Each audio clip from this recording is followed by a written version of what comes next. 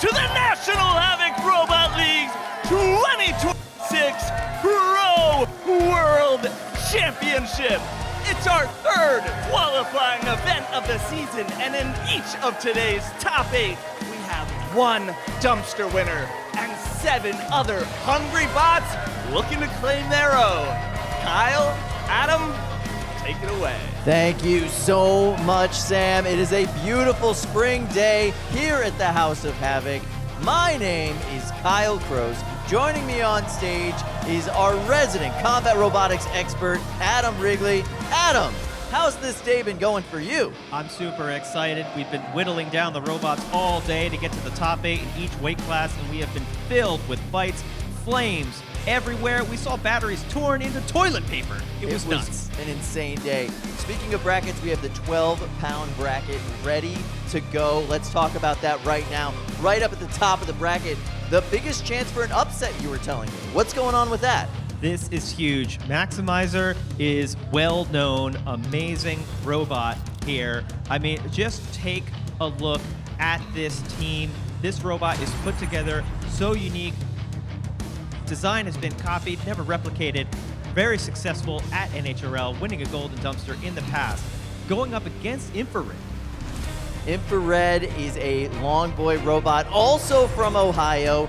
They've been mentored in a lot of ways by Jake. This is a very dangerous setup for Jake. It's big, it's long, and it's very hard for him to maximize into. It's wide. Yeah. They can't really get around it. But that's not the only fight we got tonight. No, we got Torrent going up against Supernova. That's going to be amazing. Lottery looking amazing today. That bot's been putting in work. Really great modular weapon system on Lottery. They're going up against 12 Speed from Florida, doing amazing hits all day long. But Luna versus Xenomorph. Xenomorph might have the most kinetic energy in this whole field. Amen to that. All right, we're going to look at our next bracket in the booth with Dima and Ricky. Take it away. Thanks so much, guys. I'm Ricky Willems. I'm Dima Papazian. And like they said, we're going to jump right into the 3-pound bracket. A ton of fantastic fights, some of which Dima has a very personal association with. I used to be the driver of Turbo Fiend, and I won a golden dumpster with it back in October 2024. My, how time flies. But now it's been bequeathed to my brother, Julian, who's no longer running Mako. He's trying to prove that he can get a dumpster with Turbo Fiend, too. He was sick of all the rules changes, and now he really wants to strut his stuff with my robot. Yeah, and I'll tell you, everybody is going to be coming for him today. As the robot with the most acclaim so far, the biggest win in the past, Usagi, Cyranik, Fragment X, and Chippy, and Sting Operation Rhino are matchups that are all going to lead up to that presupposed Turbo Fiend final. So everyone is going to be hungry. Everyone's going to be trying to knock Turbo Fiend and Julian out. It's going to be quite a show to get there. Let's go back to Kyle and Adam, and they're going to bring us some more info on what we've got ahead. Absolutely. Adam, we were just talking about that 30-pound bracket, and it is a bracket built on redemption. First up in that bracket, we've got Aries taking on HHS. Derek Tran, the Robotic Death Company, but Aries went 0-2 at their last tournament. They're trying to make a comeback. Yeah, 0-2 at their last tournament, 1-2 at the tournament before that. They're 1-4 over the last 2 events. That's uncommon for them. Aries coming out of MIT, hits hard, wins most of its fights. Can they get back into that winning way? So far they have today, but going up against HSS, high-speed steel, that is a low-slung, wide drum robot with a lot of power. Yeah, vicious. All right, so we are now ready to meet our first 2 competitors of the primetime show. Up first, it's the God of War from Team MIT and the Captain Ryan Duarte. It's Aries. And they are up against from Santa Ana, California, and the Robotic Death Company, it's High Speed Steel. All right, let's go to Cage 1 to break down this action. It's going to be our friends Dima and Ricky in the play-by-play booth. We are pumped for this fight. These are some heavy hitters. High Speed Steel has this enormously powerful, super wide drum, And I don't think Aries needs an introduction at this point. So much kinetic energy in that big vertical spinner. It looks like we're having a power cycle moment for HSS. Not to make too much light of a power cycle moment, but you do get the opportunity to turn that robot on and off. Oh, looks like we got some motion. Looks like everybody is ready for the fight. Sometimes that's all it takes. And yeah, speaking of knockout potential, 82% knockout percentage. That is wild. Aries shows up and it destroys. If it has 10 fights, 8 robots are probably walking away in a sand bucket. Or several sand buckets. Oh, wow. Right out of the gate, HSS is forfeiting this fight. Unfortunate. I know I have seen that weapon in pieces several times over the last couple of days. Something must have finally caught back up to high-speed steel. That's gotta hurt. That doesn't feel good. Derek Tran, you know, he comes out here from California on a regular basis, very experienced and impressive robot builder in his own right. It's gotta sting even more coming that kind of distance and not getting that shot. For the folks at home just joining us for primetime, this is not his first fight of the day. This is several fights into the tournament to get this far. Stamina is absolutely a factor for these robots, just like tournaments in any sport.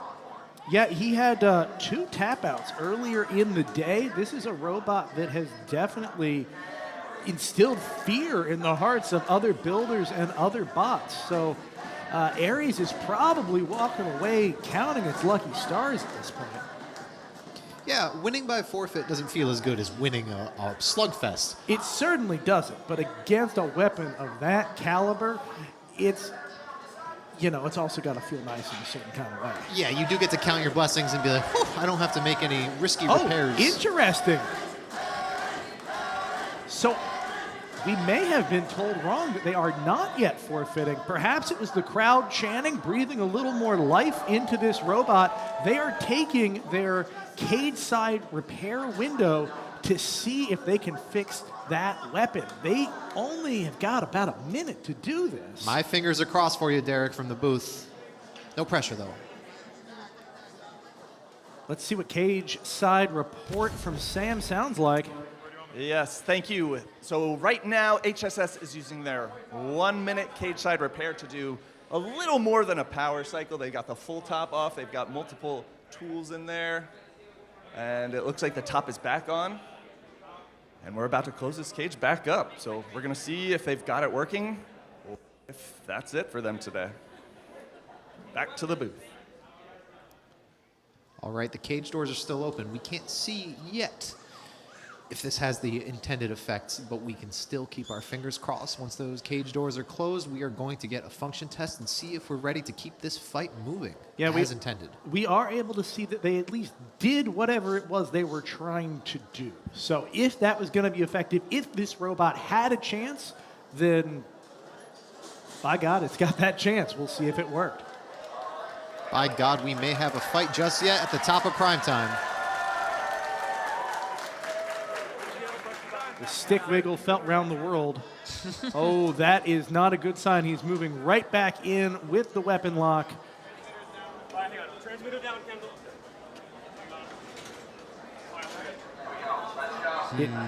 It does seem that was ineffective. Unfortunately, HSS is headed back up to the pits and, in fact, back to California with a forfeit, and Aries will be moving in to the next round of this bracket. Well, it looks like a simple fix was not enough. This is probably a more complicated weapon issue that is going to need some more time in the pits. You know, Dima, I will say there is a little bit of reassurance to that. You hate it when it's something tiny and small and it could have been fixed. At least they know they didn't leave anything on the table. Really good point, honestly. Aries walking away much more peacefully than you might expect from the God of War. Oh, you know the God of War, they probably wanted a real slugfest fight. Sam's got more for us, cage side. Yes, thank you, Ricky. I'm here with Derek of HSS, and a tough forfeit. Do you know what happened? Yeah, so we came out of our last match, Pepperoni working perfectly fine, I put the batteries in. I neglected to twitch test it, and for some reason the weapon cannot hit full speed, and there's no point in running it if I can't get the weapon at a real speed. Like, I'm just going to lose.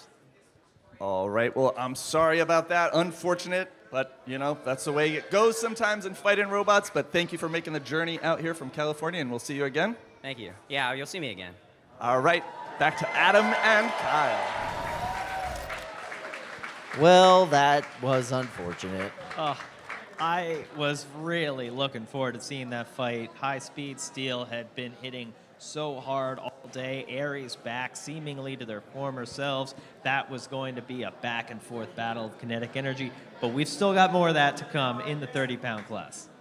All right, so speaking of the 30-pound weight class, we've got our next competitors loading in right now. From Team Too Hot to Handle, it's Nip Grumpsky and Alan. And they are up against... From Melbourne, Florida, and Gator Robotics, it's Terminigator. Look at the drum on that thing. I'll tell you what. We didn't get a wide drum in the last fight, but hopefully, Kyle, we're going to get a wide drum in this fight. All right, so we are in cage one, and to call every instance of action in this fight, we're going to go to Dima and Ricky in the play-by-play bunker. Thank you, Kyle. I am so excited for this one. Based on the records and the data that we have for both robots, we have calculated there is a 78% chance that this fight ends in a knockout finish. Yeah, Terminigator in particular has a reputation for either killing or being killed. And Alan, it also tends to explode or win very valiantly. Both of these robots have that reputation, so I'm not surprised to see that 78% chance. Not at all. I am just so in love with the unique design on Alan. Stuff that you don't see every day, stuff that you maybe have never seen on another robot. It is truly unusual. The tiny vertical spinner in the back, the tiny wheels in the front, 4, and vice 3, versa. 2, We'll see how it works now. fight, robots, fight. Away we go. Both robots. Ooh, a glancing blow from Terminigator as it dances up and down and is flipped head over heels. Having a hard time with Alan's strange geometry. Yeah, Joel, that was a tough one, and a big piece of steel is removed from Alan. One of the wheels has been shredded on Alan, but it does have a second set under the front of the robot. Alan's such a weird design. It's not dead yet, but Terminigator now having drive side issues on its right. But Alan runs right into that drum. You can't do that too many times. You can't just walk into a gator's open mouth. Painfully close exchange just now. Alan narrowly avoiding disaster. Trying to line up a good shot. Yeah, definitely trying to wait to pick its moment. Now look at this wiggle that Terminigator's doing. It can only do that so long before it ends up crammed in a corner. It has to be very careful. Yeah, and it's trying to get out of the corner, but now its back is vulnerable, not up against the wall. It's between a rock and a hard place, almost literally in this arena. Oh, Alan getting stuck up against the rails. Its weapon embedded in the floor, and it's calling for an unstick. Eating some of the floor. Oh, did you break your weapon doing that? No, you didn't. No, it's back up. It's back up. This is anybody's game who's going to make the next big connection. It seems like Alan is more afraid of getting hit than he is willing to do the hitting. That was a lucky shot. The armor on the side of Alan absorbing a lot of force. And again, he can't keep getting lucky like this. Eventually, it's going to lose an exchange if it keeps making those mistakes. Look at the top armor peeling up on the top of Alan. It's used, it's unstick, it's stuck against the wall. The countdown has begun. 3, 2, 1. Your winner by the skin of its crocodilian teeth is Terminigator. Brooke Silver and John Flack. Those crazy Floridians from Gator Robotics walking home with a narrow win. And Alan walking home with a couple of extra piles of spare parts. Alan's weird, innovative design was not enough to stack up against Terminator's tried and true big, wide weapon. Let's jump right into the replay, see if you can see some of these hits. Whoa. Look at the pieces. Yeah, they were just removed bit by bit from Alan, and it all added up until Alan ended up upside down for good. Terminator lost its drive side at that point, but it when you look at the gauges themselves and the hits themselves.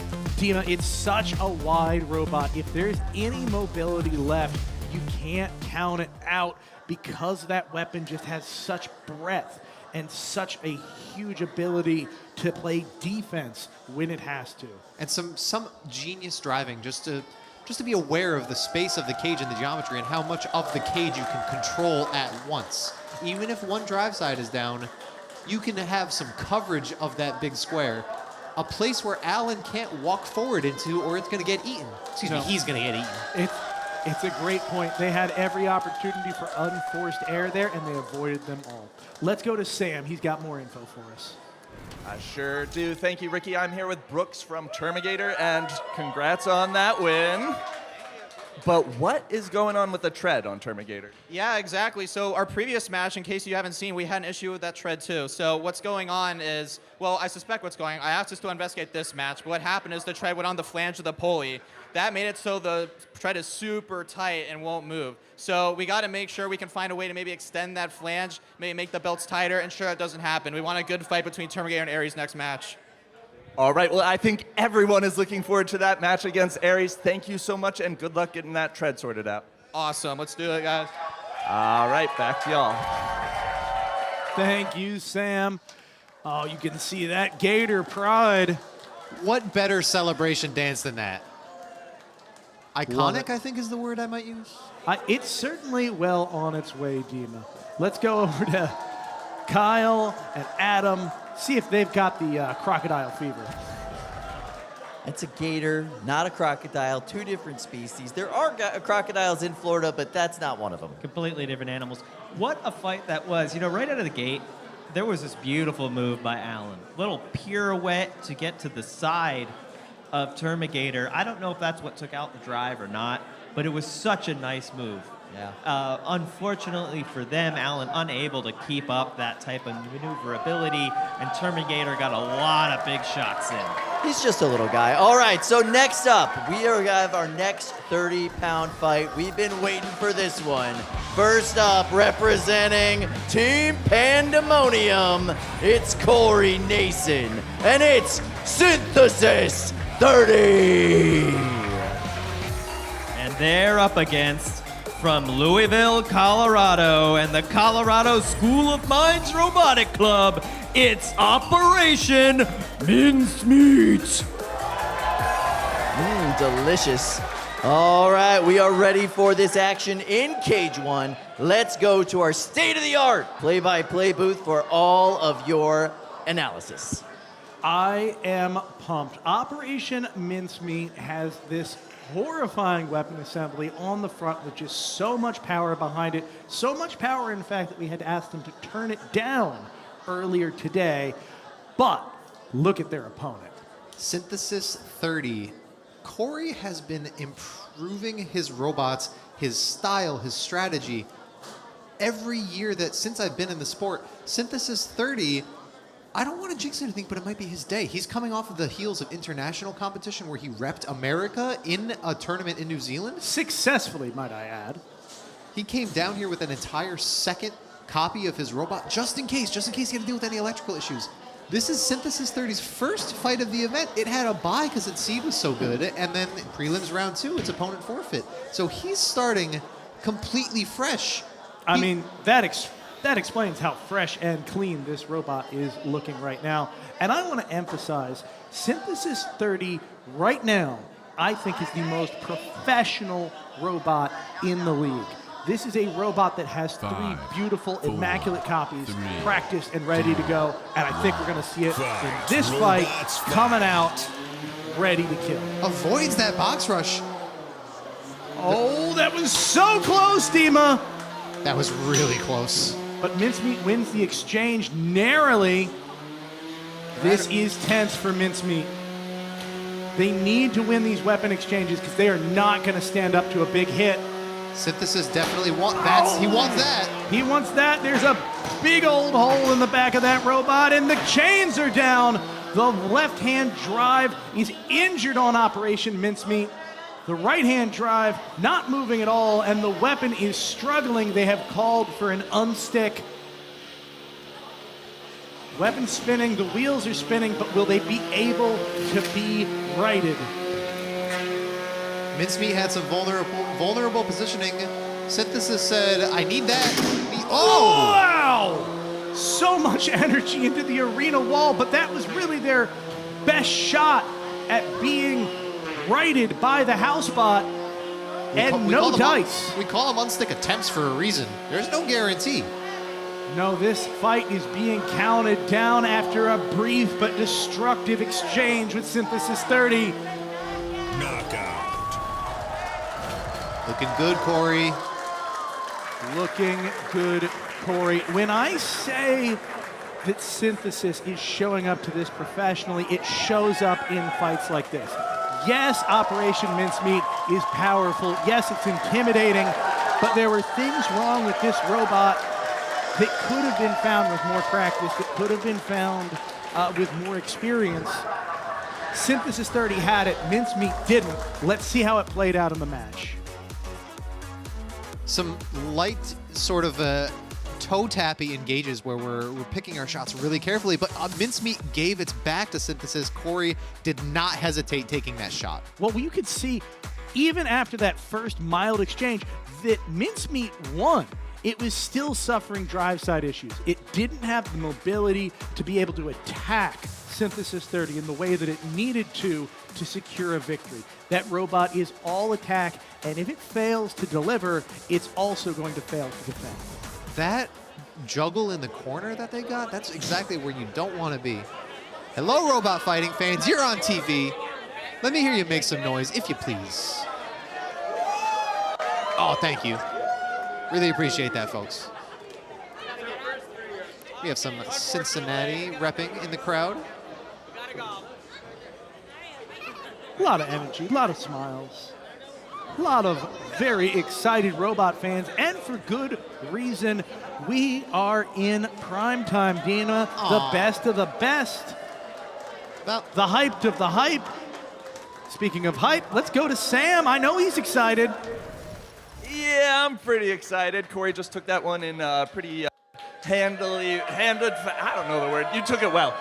So, Corey, what happened in New Zealand that you improved your bot from?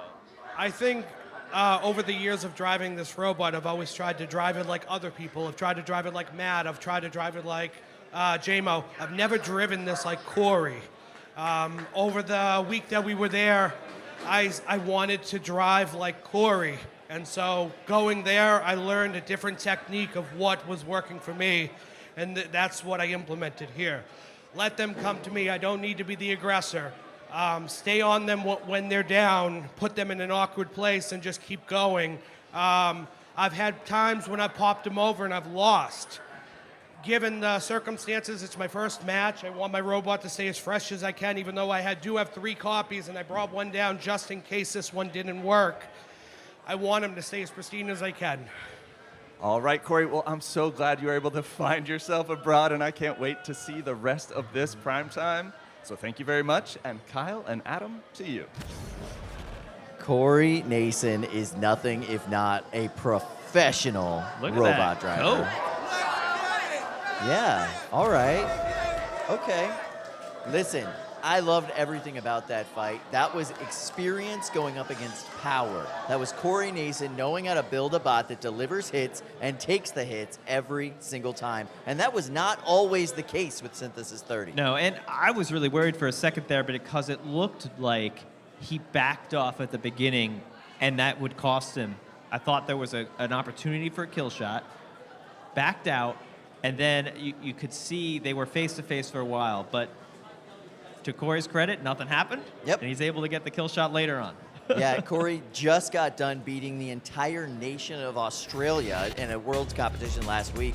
Let's talk about Havoc 101 right now, what we're all doing here.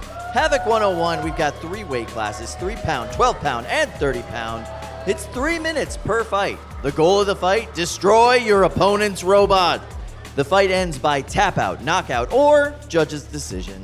Each bot can use 1 unstick per fight, and the top 8 bots qualify for the Pro Tournament. The top 4 bots qualify for the NHRL Pro World Championship.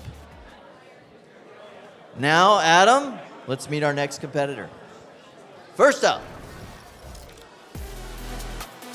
from Team 90s Kid and Norwich, Connecticut, it's Joshua Reinhardt and Hot Honey. Going up against, from Hubbard, Ohio, and yet YSU Combat Robotics, it's Salamander! This is a not very appetizing food combination, but to call this fight, we're going to go to our friends in the state-of-the-art play-by-play bunker. Ricky, Dima, take it away. Sounds like Kyle hasn't been to the South. I have a feeling that there's a good chunk of America that would find this absolutely delicious. Personally, I find the fire absolutely delicious. That's what I'm here for. I think I could tear up like a fried salamander on a stick, like some street food salamander. I think it could be good. Let's talk a minute about what we have in the cage in the form of Hot Honey. Hot Honey is a multi-bot, and this is one of the more unusual multi-bots we've had in a long time. It is Golden Dumpster winning half of the robot Kazaa Light, cozied up with half of Team Honeycrack's B-Force robot, and the two of these together have created this amazing combination of kinetic energy and chemical pyrotechnic energy that so far has just been destroying opponents one after another. I just want to give a quick read of that factoid. Josh builds all these he builds all these robots in his 1-bedroom apartment. Even though he's known for building these giant, colossal 30-pound flamethrowers, he's not building little beetle lifters. He's building the biggest and baddest flamethrowers in the league at 30-pound weight classes in his 1-bedroom apartments. Now, I got to say, I am nervous for Salamander. This is their first event. They have a long way to go, and they're going up against real force. Fight, robots, fight. They're up to a good start. We'll see if they can get some good hits. All right, before you even worry about the vert, let's tussle with this fire. Those flames are cooking. Joshua has refined his flamethrowers over years at this point. Whoa. This is bad. This is the combination we've been seeing. Hit, a couple of small hits, a few big hits from the kinetic energy half, and then a barbecue.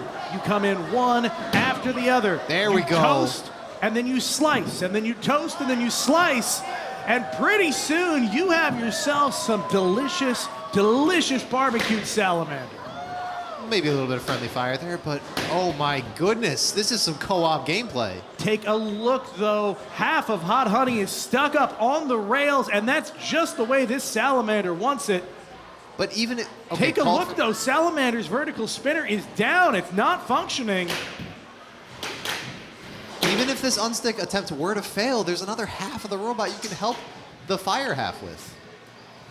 Both of these There we go. robots seem to have used their unstick. This is not looking good for Salamander. No more freebies after this. That was a heck of a lucky draw for Salamander to get Hot Honey up on the rails, and now their fates are reversed. The countdown has started. Salamander trying to get free and is unable. Will they get a final barbecue from Hot Honey? They will. Looks like they will. The crowd goes nuts for one last Inferno. And Salamander is out of the tournament. Hot Honey advances one step closer to another golden dumpster for Joshua.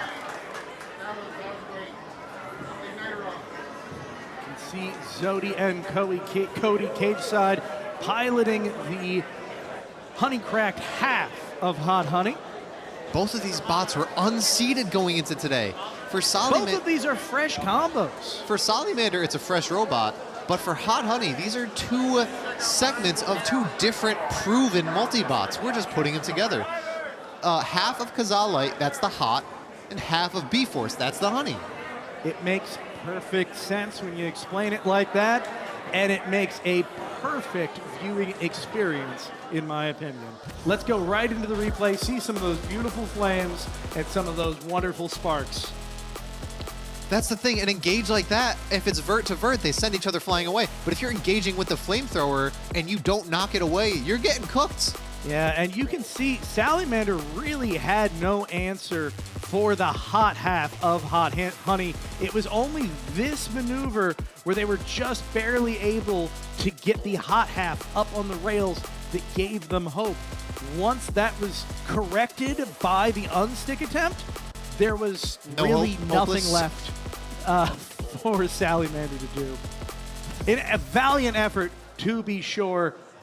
Look at the char on the side of Salamander. That came in a nice bright red, and it's coming up looking like it got, I don't know, in a fight with a tiger coming out of a fireworks store. It was exciting to see all the hard work pay off for YSU. Look at that construction technique, the stacks of washers coming off on the front of the robot to hold together the armor package. That's interesting. You don't see that every day. That is a wild construction technique. Too hot to grab without gloves, by the way. Let's go to Sam. He can probably feel that heat right now. I sure can, Ricky. And I'm right here with Joshua and Cody from Hot Honey. And Josh, how did this combination come about? Well, I had always wanted to drive with the Honeycrack team. They're like the biggest multi-bot team out there. And I asked them a couple years ago, and finally last event, they finally were like, do you want this to happen? And I was like, 100% yes. I had Kazaa Ainz ready to drive, and I was like, we're dropping Ainz and adding Hot Honey as long as NHRL will allow it. And here we are having a blast. 2 more, and we're getting that dumpster. All right, Cody, did you guys do any preparation, any strategy talk prior to your tournament today?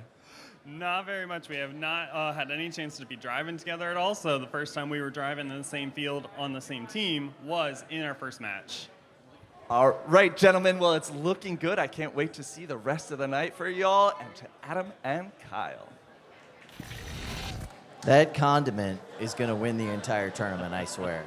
I love the confidence coming out of that team. They want that dumpster, and they know they have a really good shot at taking it Joshua home. Reinhardt knows how to win tournaments. I mean, this is what this guy does. Oh, we're up in the pits where there's a developing story. Apparently, there's a squirrel that has somehow got into the pits and is running around up in our ceiling. How weird. We don't usually get a lot of squirrels in there. No, we're not a squirrel-heavy show, honestly. But here we are. Ladies and gentlemen, we have got some 3-pound robot action, the most competitive 3-pound division in the entire world, showing up in full force today, and we've got this bracket ready to break down with you before we jump into it. So let's have a look at that right now. From the largest robots to the largest field, we've shrunk it down to 8. We started with a lot more earlier today. Right off the top, Turbo Fiend Blunder. That's a big matchup, Kyle. I am really excited about that one, but down below we see Usagi taking on Sir Nick. That is going to be a super fun competitive fight. Fragment X taking on Chippy. Fragment X just came off a huge win over Sir Slicey. Big upset. Can they be the dark horse here tonight? And down at the bottom, we've got Sting Operation, continuing the overhead attack supremacy in this weight class, taking on Rhino, a heavy hitter if there ever was one. And we are so excited to be jumping into Cage 2 for this 3-pound division. Our first competitor, that's right, from Team Pandemonium. He's from Old Lyme, Connecticut. It's Julian Papazian and Turbo Fiend. up against from Team WPI in Worcester, Massachusetts, it's Christine Rosenblatt and Blunder.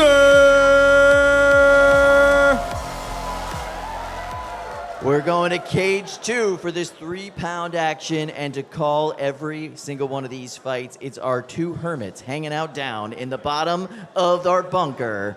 Dima, Ricky, take it away. You know, I'm excited for this fight, but I gotta say, there's only one person who can properly introduce this matchup. Aw, thank you.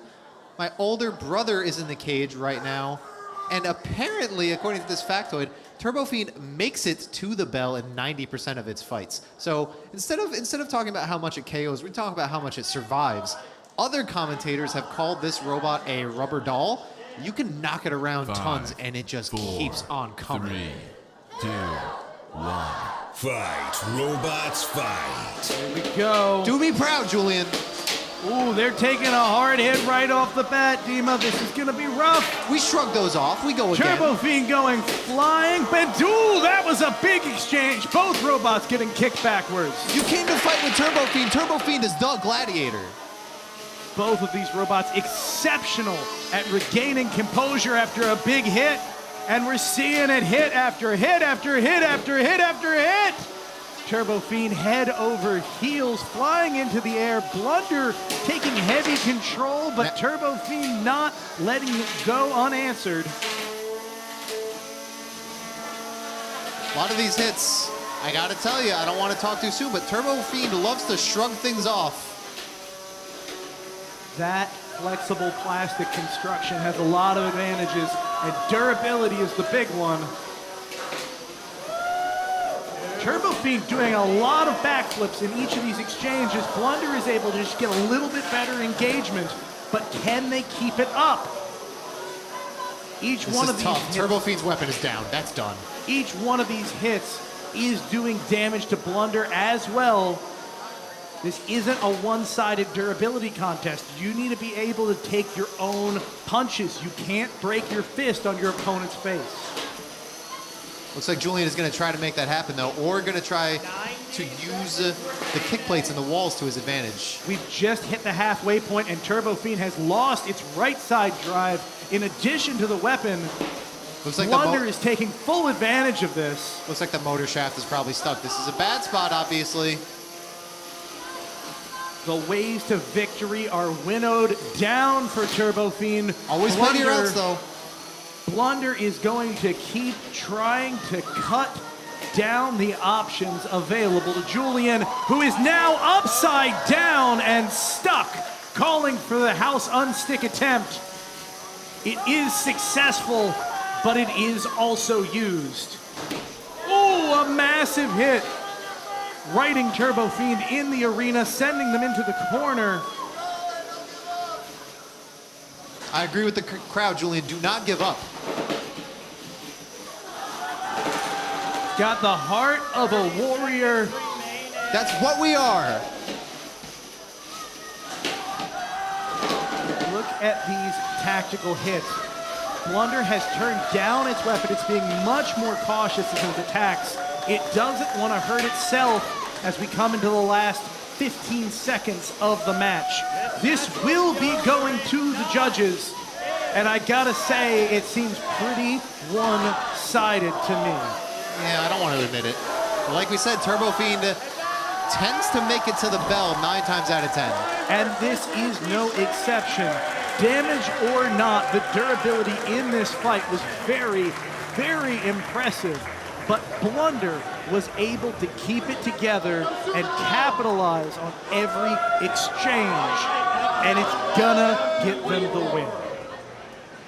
Julian in the prove it period screaming that he's zooming around. Let's take a look at those replays. Do we have see to? What went right and what, unfortunately for Turbo Fiend, went very wrong. Well, he's so bouncy. I don't want to hold the bounciness against. And look, Turbo Fiend did get some good hits in, but I think what you just saw there, each one of these exchanges, Turbo Fiend flips onto its back.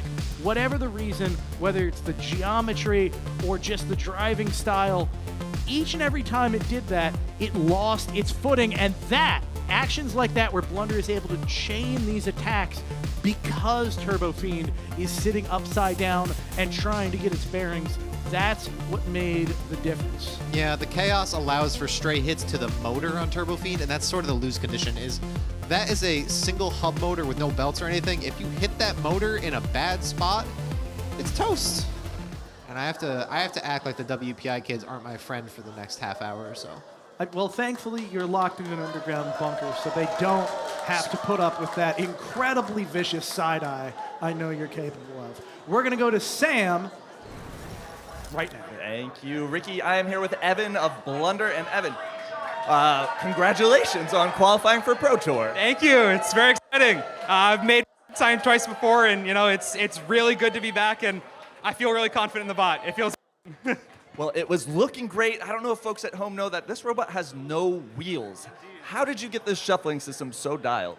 I mean, it took a while. I started with 1 pound weight class doing plastic ant weights, getting that system sorted out first. So it took a long time, but over the course of 2.5 full revisions now, I finally got it to the point where it can take hits, it moves really quickly, and I have incredible traction. I'm so happy with how it turned out.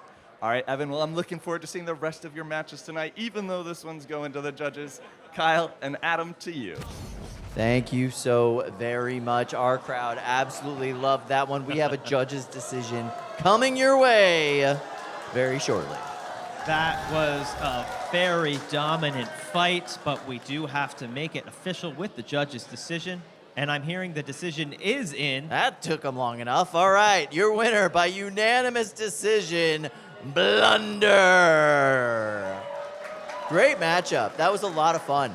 Blunder just really showing the benefit of 50% added weight there. The shuffling system kept them planted to the ground, and they won nearly every engagement.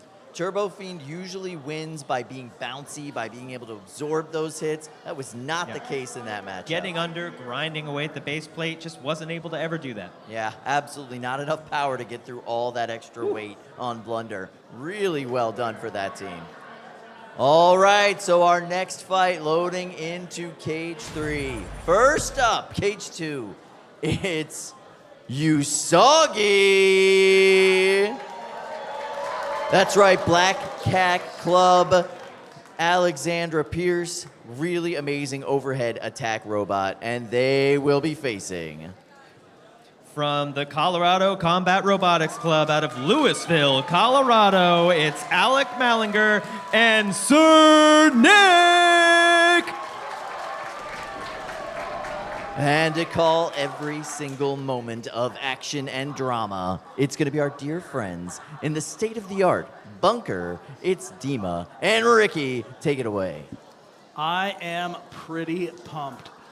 Cyranik and Usagi have been having great fights all day. In fact, Cyranik earlier today defeated Rain-X. I had to go and actually help with this fight. Rain-X was stuck, I don't know, about a ½ inch into the wall of one of our polycarbonate panels in another arena.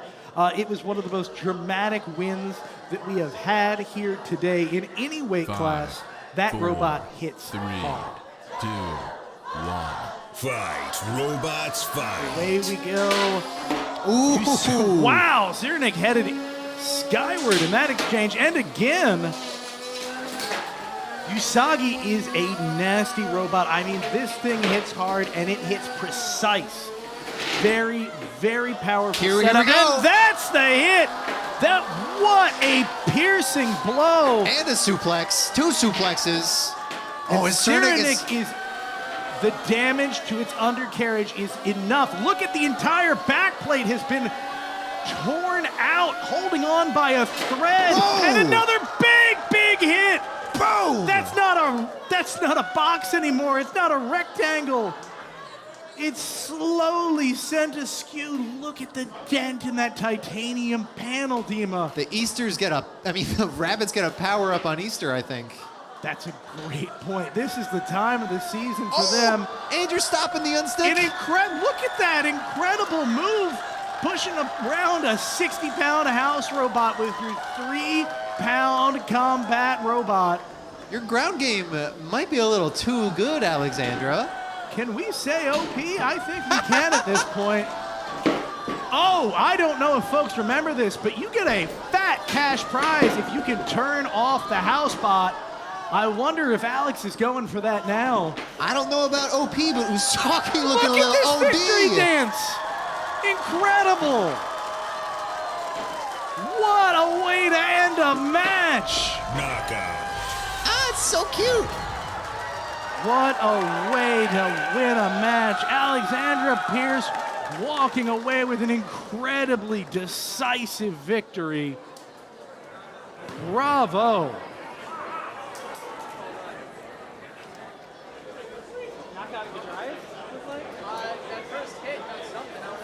They just punched their way to the semifinals where they're going to be facing off against Blunder, the winner from our last match.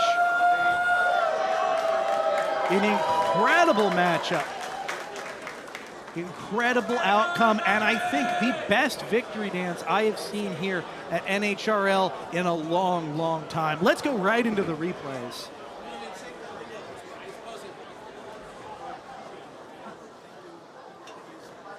Come on, I'm hungry for those replays. Let's do it. Here they are. You asked nicely. You got to show the excitement, and what isn't there to be excited about? Look at these hits. That hammer saw is dialed in.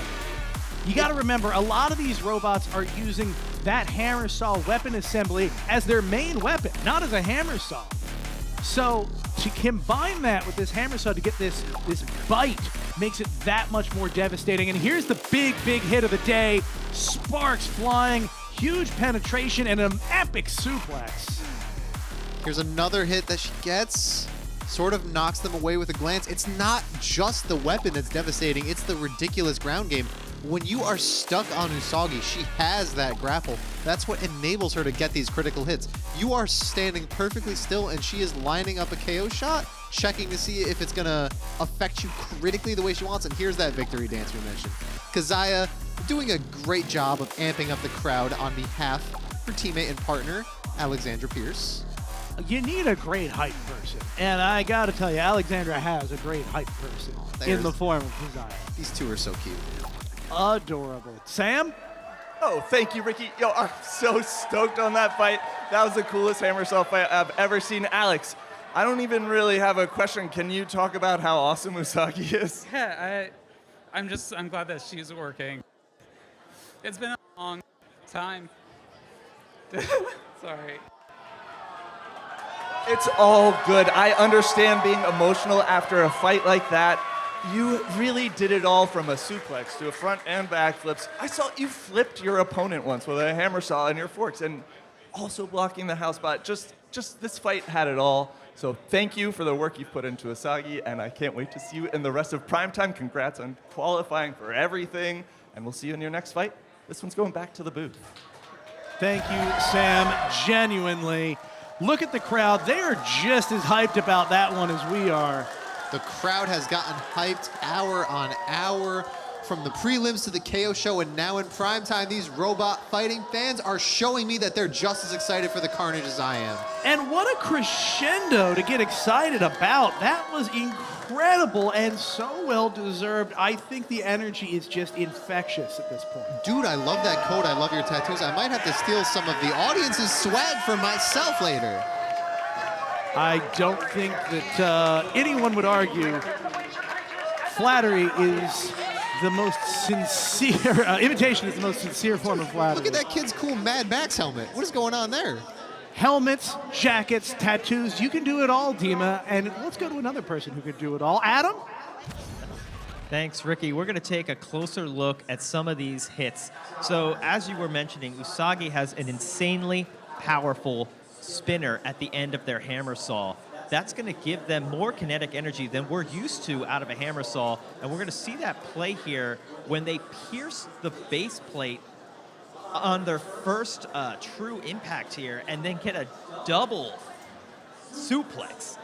So we watch them pierce through the titanium base plate there of their opponent, and then backflip and suplex them simultaneously. I don't think I've ever seen anything like this.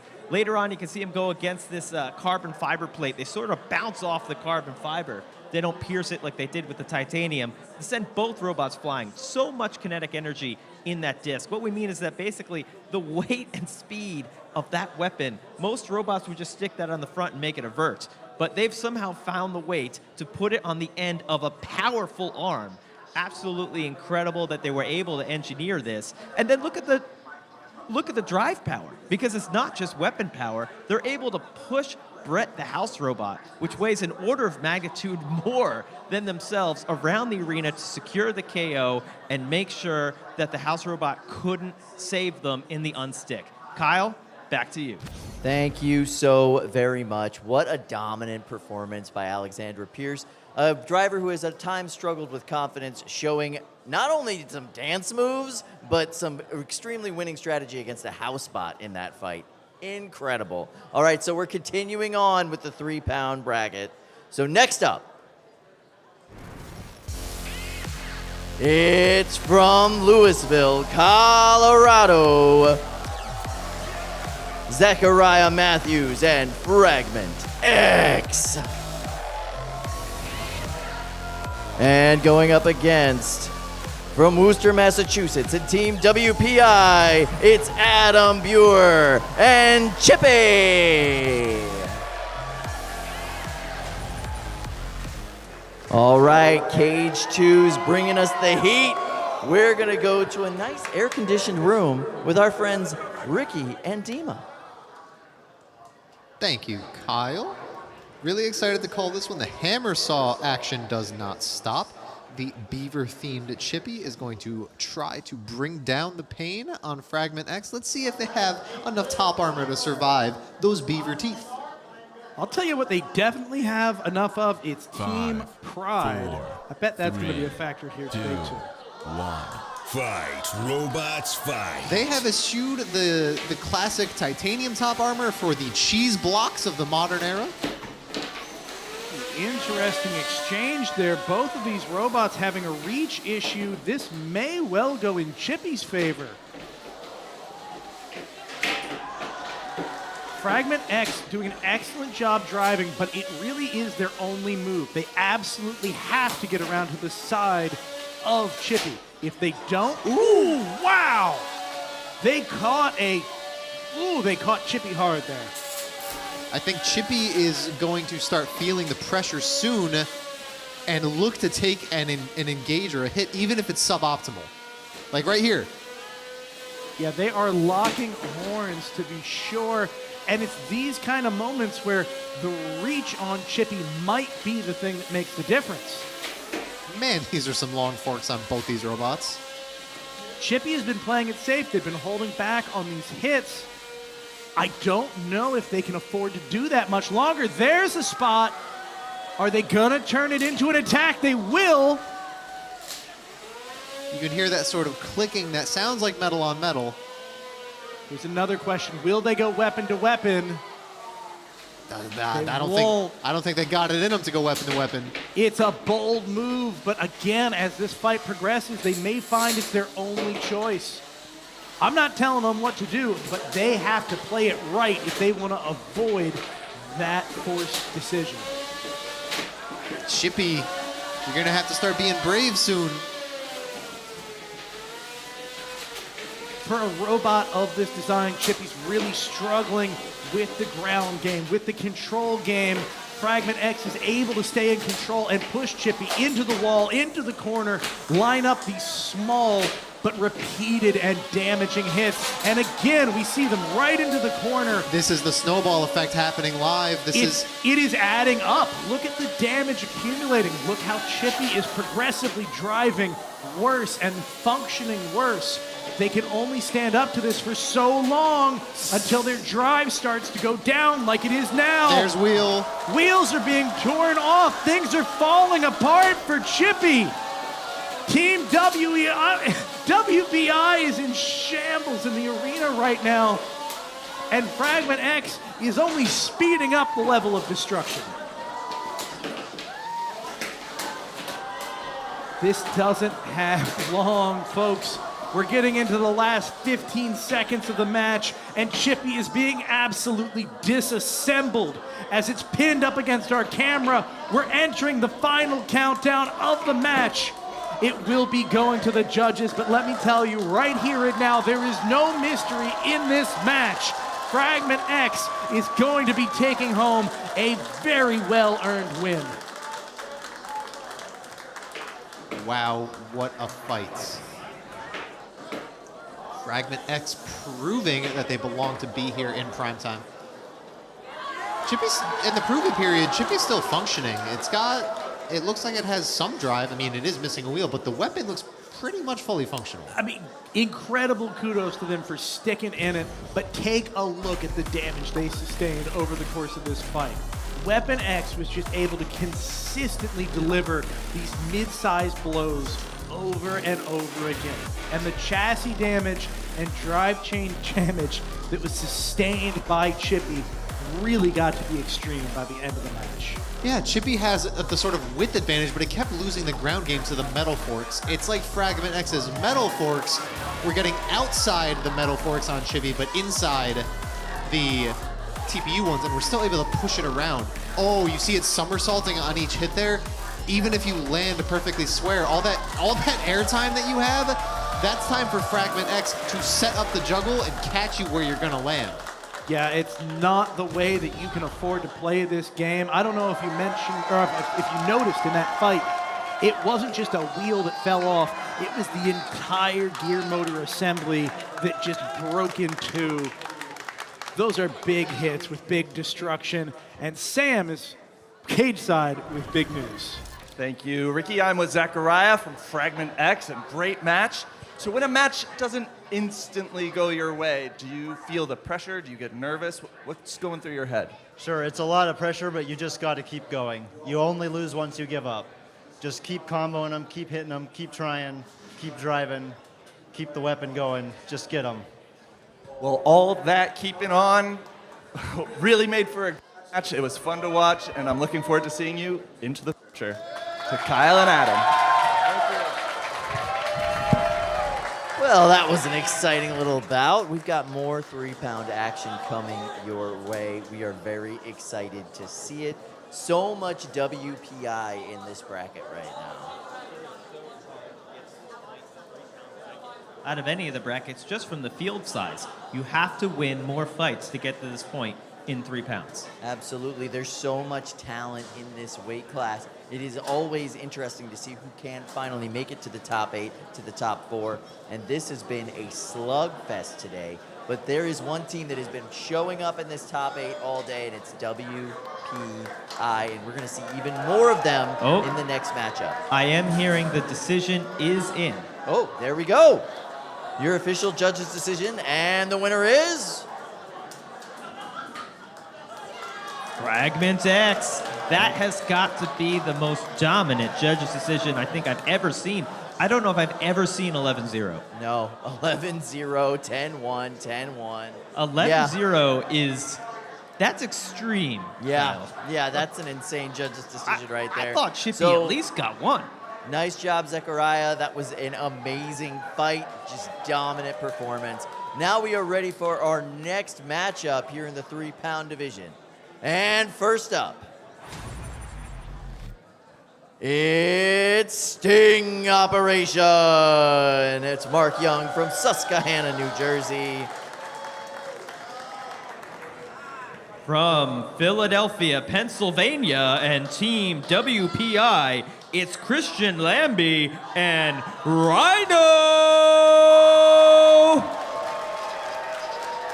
And to call this fight, we are going to go to our top secret location with Dima and Ricky. Thank you, Kyle. As always, I am really excited for this one. As I said before, the hammer saw action does not stop. Little factoid for you, folks. Sting Operations builder Mark Young is a beekeeper himself, thus the bee theming on his robots. Despite that, he is a common myth that I accidentally bought into a whole bunch of times, is that he is not on Team Honeycracked, the bee-themed team. He is a little bit more of a lone wolf.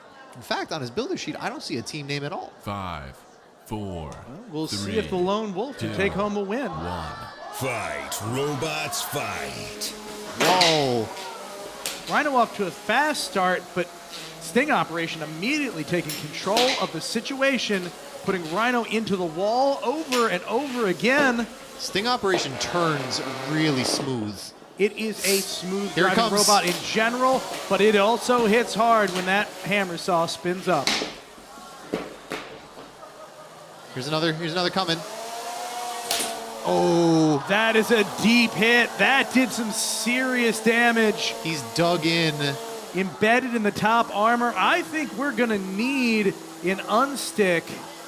Look at the armor that has been electrical taped to the top of Rhino for just such an occasion. We've all been there. We've all faced a hammer saw, and we had to tape some stuff shut.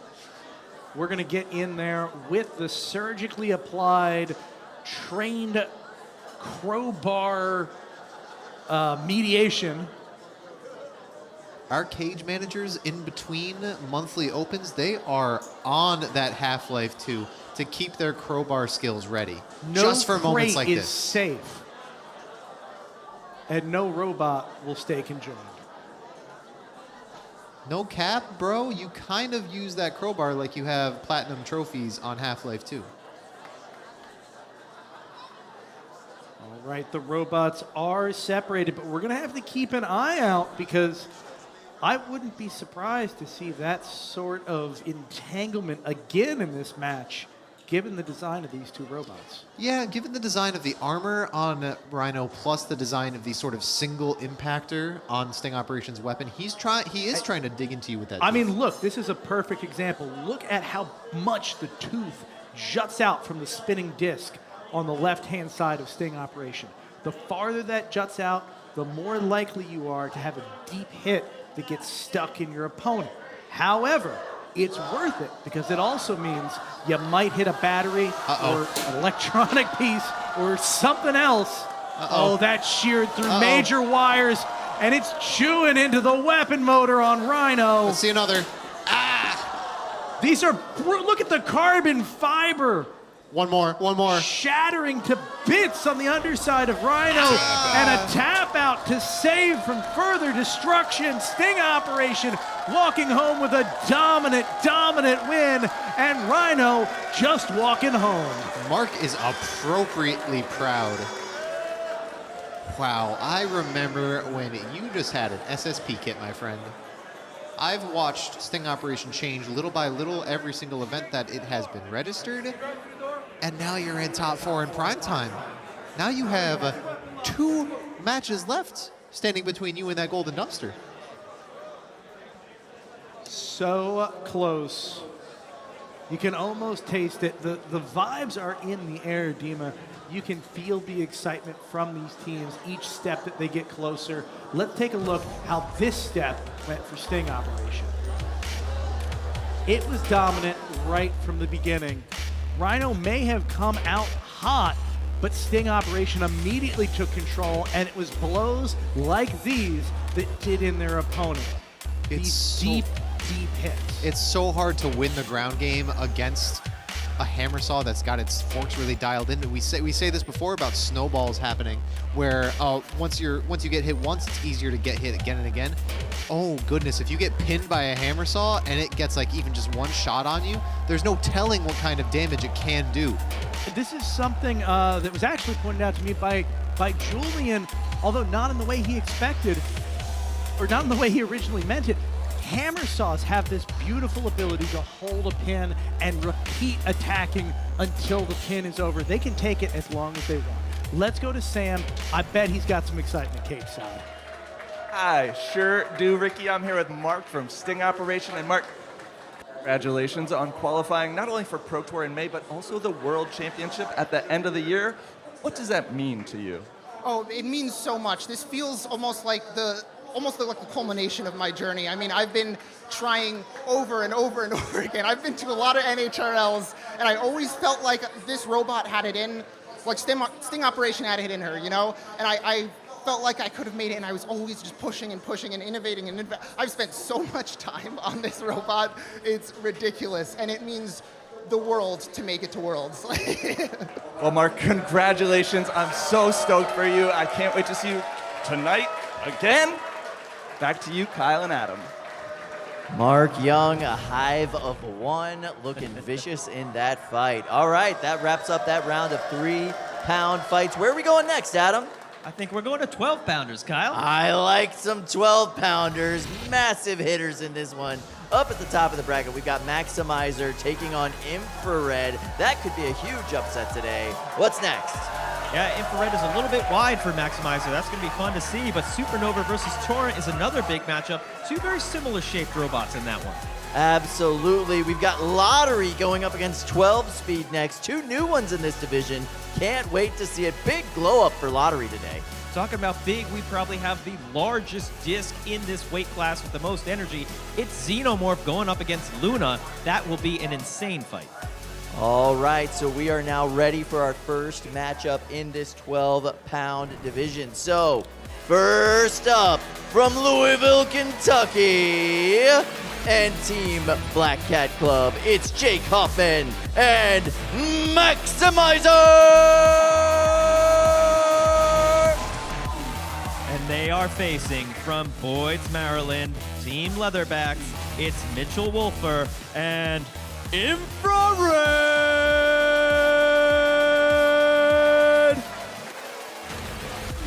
All right, this is going to be a massive one, and to break down every little aspect of this fight, we're going to go to our friends in the Information Hub. It's Ricky and Dima. Thank you, Kyle. I love your excitement for this one. It's not hard for me to match it.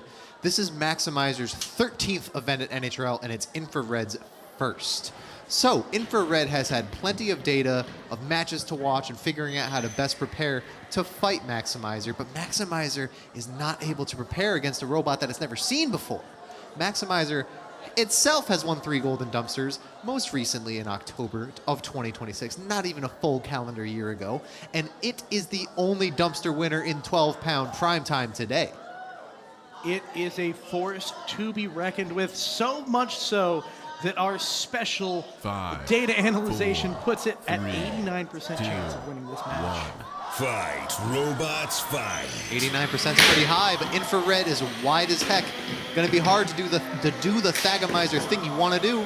Yeah, if anything, this is a bit of a rock, paper, scissors for Maximizer. I see a belt is already missing. Ooh, hope that's not Jake's. I cannot tell at this point. It may have been a belt off the back of Infrared. In fact, I think it was. This is really interesting. We don't see Maximizer get cornered like this. No, but take a look at what's happening. As soon as a pushing match starts, Maximizer goes sideways, and Infrared hits him right where they don't want to be hit. That looked like a bad hit for Infrared. This is a terrible matchup so far for Maximizer. Jake needs a strategy fast to get around this sort of disadvantage in geometry. Once he's ripped up the wheel guards, though, he cannot count out the damage potential on that weapon. Infrared is chucking Maximizer across the arena. Infrared is taking damage. Don't get me wrong. That right-hand side is chewed up. 1 or 2 more hits and it's all over. But I could say the same about Maximizer right now. Absolutely. Look at this. Maximizer hung up for a moment. Its weapon is not slowing, but it did stop there for a moment, and that's never good. Oh, right up on the rails. Maximizer is stuck. They're going to need to use an unstick to get out of this. Unstick, need that.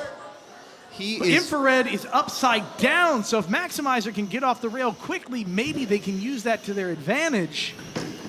We have 1:15 left. And look at this. Maximizer's weapon is not spent. Oh, there it is. Here we go. There it is. Barely makes it off, but it does make it off. Infrared is now called for their unstick. Take those free hits. Jake is Maximize genuinely fighting his heart out right now. This is the lucky break that Jake needs. Can Jake capitalize it? Capitalize on it? It looks like this is going to be a really hard unstick attempt too. I'm not sure Infrared's even going to be able to get free. Oh, look at this. It's so close. Infrared needed to roll back in the other direction, but it rolled back, continuing to be upside down. This countout has started. This is gonna be the end, barring some sort of miracle. This is it. Maximizer and Jake taking home the win by the skin of Maximizer's teeth. Sometimes the matchup you're worried most about isn't grand finals, it's quarterfinals and top 8. So Jake, I'm not surprised at his reaction. He feels like he conquered a beast that he was maybe not totally confident in his readiness for, but I think he was more ready than he thought.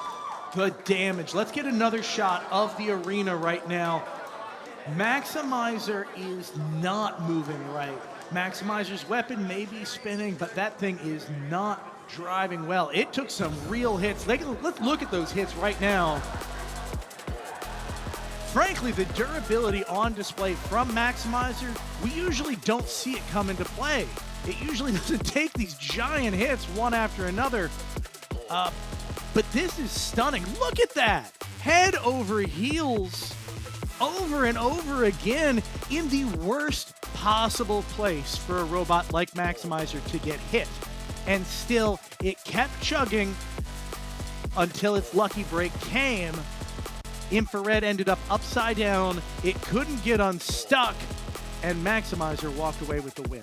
Like you said, some matchups are a little more rock, paper, scissory than others, but oh my goodness, winning rock, paper, scissors, even paper versus rock feels good. But Sam Cage side, what do you have to tell us alongside Jake? Right, I am here with Jake Harden and Maximizer. And Jake, was that luck or was that good preparation on your part? That's a problemizer right there. That was way too close for me. I didn't like that one bit. Honestly, I got a speeding ticket on the way here, so I gotta pay for that. So give me a money fight, Kelly. Come on, woo! All right, thank you, Jake. We're going back to Adam and Kyle.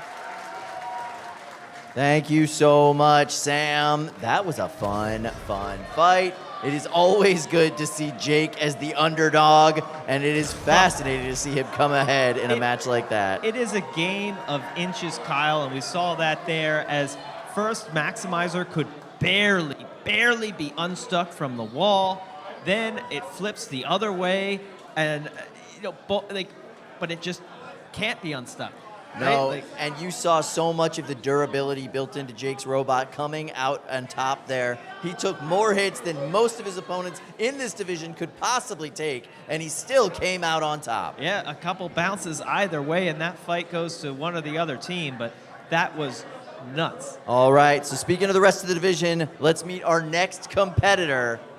First up, from Team Pandemonium, it's Kevin Biagini and Torrent. And he'll be up against from Team WPI, it's Ezekiel Gonzalez Solano and Supernova.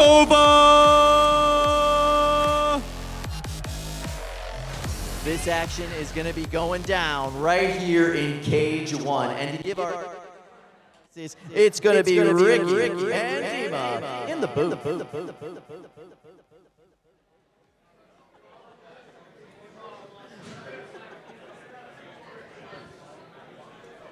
Torrent going up against Supernova. Torrent has never made it to the top 4 of a tournament.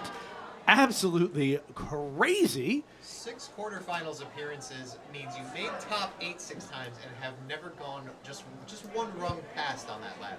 Which is wild because this is an incredibly dialed-in machine. It's a robot with a ton of experience and an incredible damage potential, and yet it just seems to get hung up on this stage of the process. We'll see if they can break that curse tonight.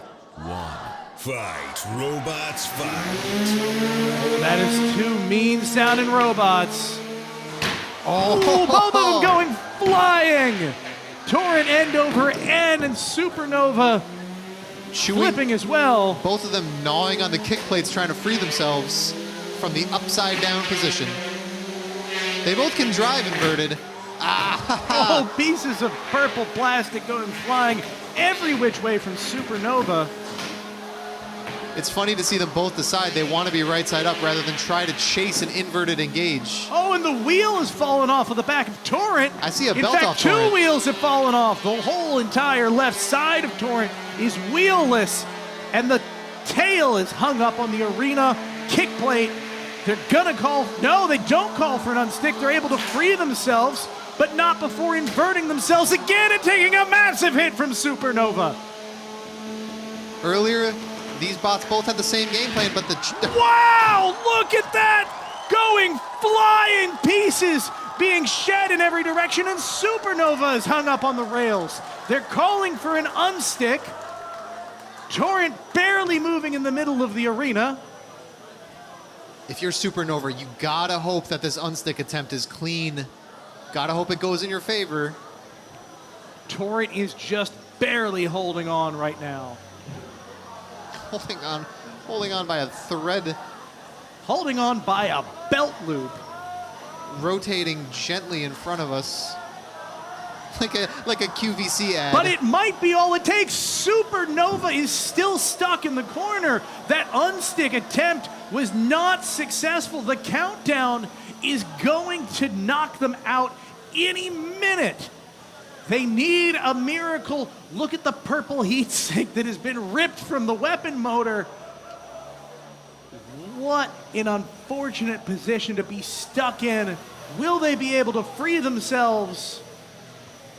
And now Torrent has called for an unstick. This is an interesting move. What happens now? The KO count can't start for both of them at the same time. Right. This is really interesting. I don't know that I would have gone for that. It may end up going to a double. Yeah, it is in fact a double knockout countout. This will be going to the judges.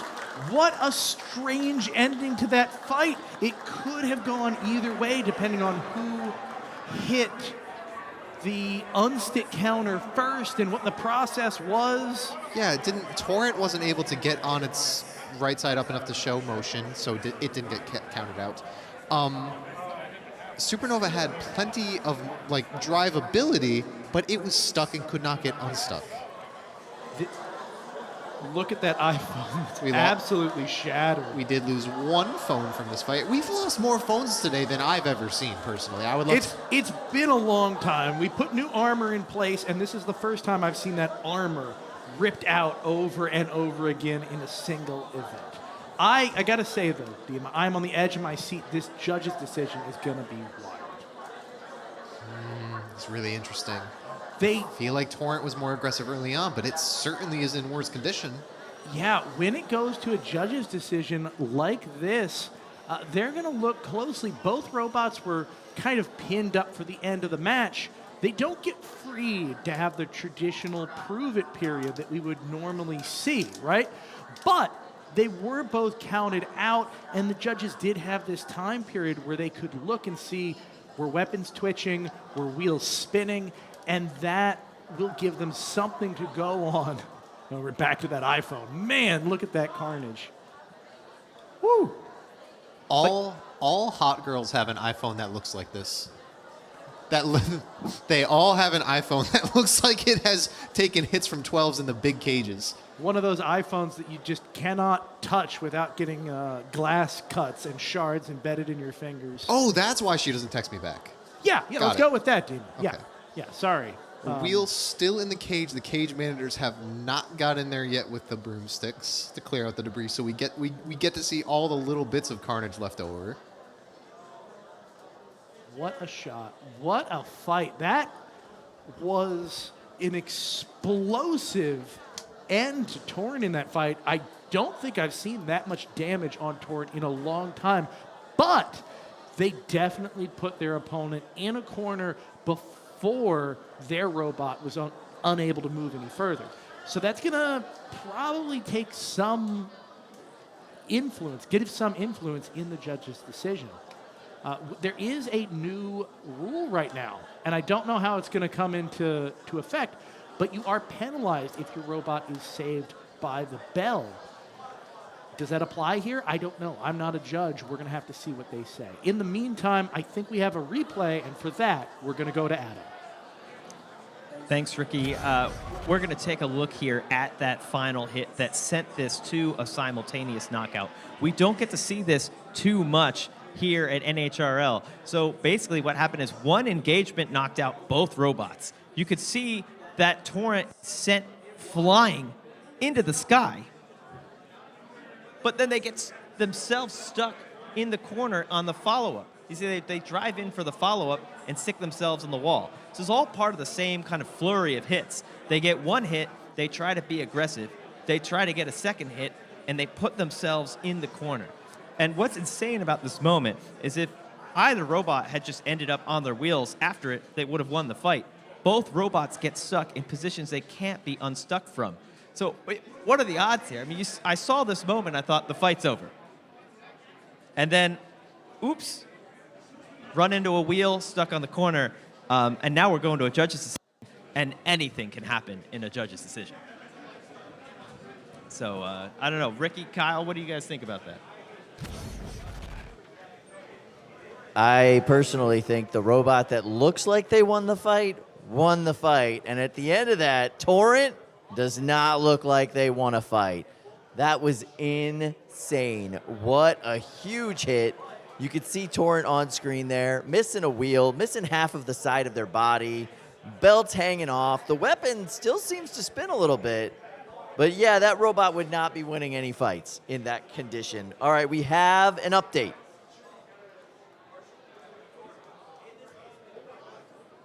So the judges did give the bots a proving period to help with their decision. Proving period seems to be over. They're making it safe. And we're waiting for that judge's decision. I just don't see how it could be this hard for the judges. Look at the condition after the fight.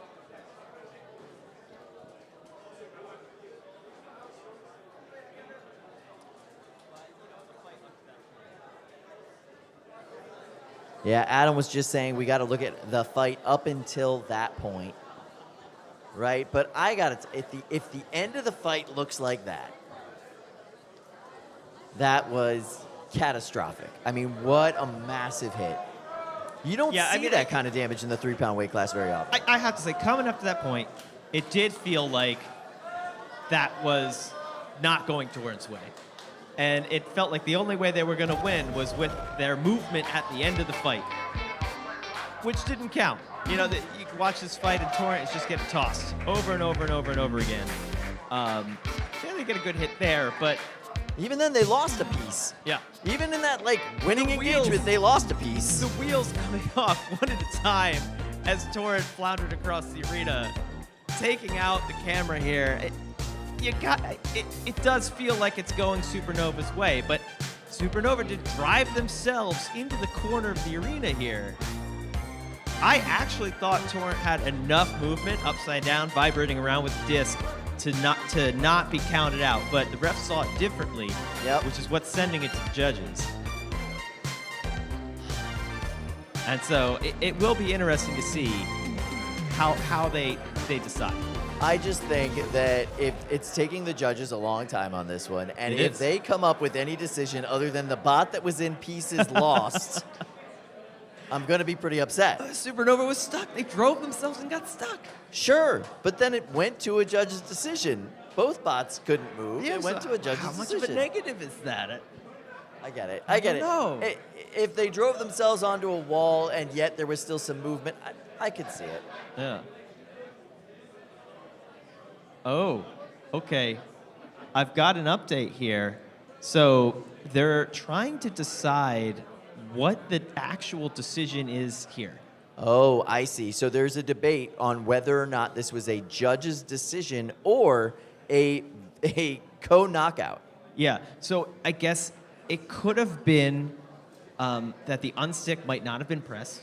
It could have been a double knockout. It might have gone to the judge's decision. I don't think I'm hearing that they're investigating if anybody won by KO. But I think at this point, anything is open. They're reviewing the tape. They're looking at the chronology of when buttons were hit. when what happened, who got knocked out, and verifying that everything was done to a T here. So you can see on the replays I'm looking at that somebody does press a button at some point.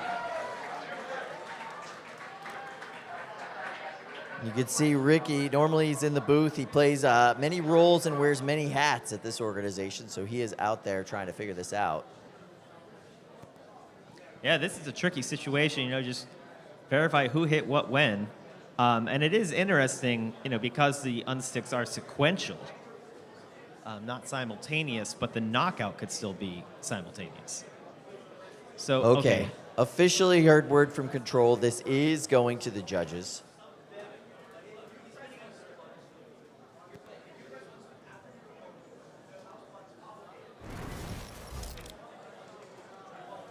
So here's the first hit. Okay, so this is the big hit that sent Supernova flying, got them upside down. And you can see the blue light, that means they hit the unstick. Supernova hit the unstick. And you can see Kevin's moved closer over to his button. He's waiting for their unstick to be complete. Kevin's been in this game a long time. He knows the strategies. Yeah, and so at this point, we're going to see Kevin reach for the unstick himself. So I don't know if he was told to request an unstick from the judges. Seems like he's saying, I'm not stuck here, or something, communicating with the referee. Yeah, the now ref he was hit telling the him that's not movement. He said, I think it is, and then he hit the unstick, it looks like. That's my guess at what that conversation was. Yeah. Oh, okay. And then at that point, they say, oh, it's going to the judges. So it seems like he didn't get the unstick he wanted. However, the clock is still counting, so maybe there's a bit of confusion here. Well, anyway, we are going to the judges. Nobody was able to be unstuck, and I don't know what's going to happen. No, that's a weird one. I mean, that hit was a weird hit. It was a weird hit. Very strange. I can see where, like, you could see that they were trying to go where it was, right? Where the bot used to be. Yeah, they were going for the double tap. You know, you pop them up, they land on you. Oh, and the decision is in, Kyle. And by unanimous decision, Supernova is your winner. They will be moving on. That was stressful. That was Unanimous stressful. and decisive. Like we were talking about, Torrent was not doing too well up until that hit, and it really felt like their only chance to win would have been outlasting and getting the unlikely KO. That didn't happen. Simultaneous knockout sends it to the judges. Torrent is going home. Supernova is moving on. All right, we are ready for our next Oh, and looking up at the pit, Up. Supernova is really diving into the robot. I wonder what went wrong. But they look hectic. Let's make sure this still takes a All right, let's meet our next competitor. First up, it's Lottery.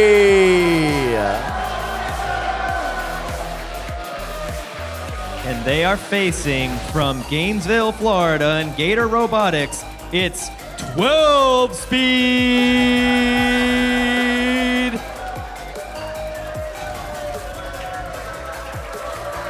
All right, we're going to see all of this action in Cage 1. And from our central hub of information gathering and analysis, it's Ricky and Dima. Thank you, Kyle. Just me in the booth for right now while Ricky wraps up that last rules question. We do go to him for that. Like you said, he wears many hats. He has many roles in this organization. So for now, you just got me excited about Lottery versus 12 Speed. This has been a little bit of a meteoric event for Lottery. You know, seeding sort of dictates what we expect a robot's performance to be, how far we expect it to go. It was seed 16 going into this fight, and 12 Speed was unseeded, and now they're both in prime time. 4, 3, 2, 1. Fight, robots, fight. All right, Ned Guillaume piloting 12 Speed. Let's see who wins these first couple engages. It's a good start. Putting Lottery on their head is honestly a great place to be if you're another Vert. Keep it going. Oh, that weapon is destroyed. That's off kilter. That is not going to spin right for the rest of this fight, period. 12 Speed's weapon looking pretty much the same as it did 30 seconds ago. And you got him stuck on the kick plate, and they got a call for their unstick?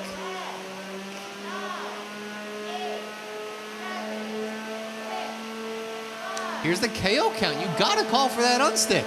There we go, there we go, there we go. As soon as it's called for, 12 Speed takes that free hit.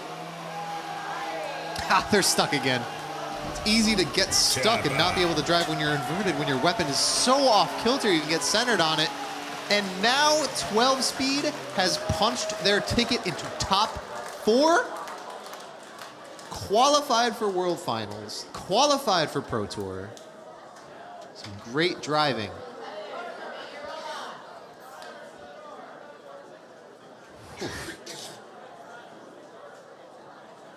Sorry you missed that one, Ricky. That was a quick one.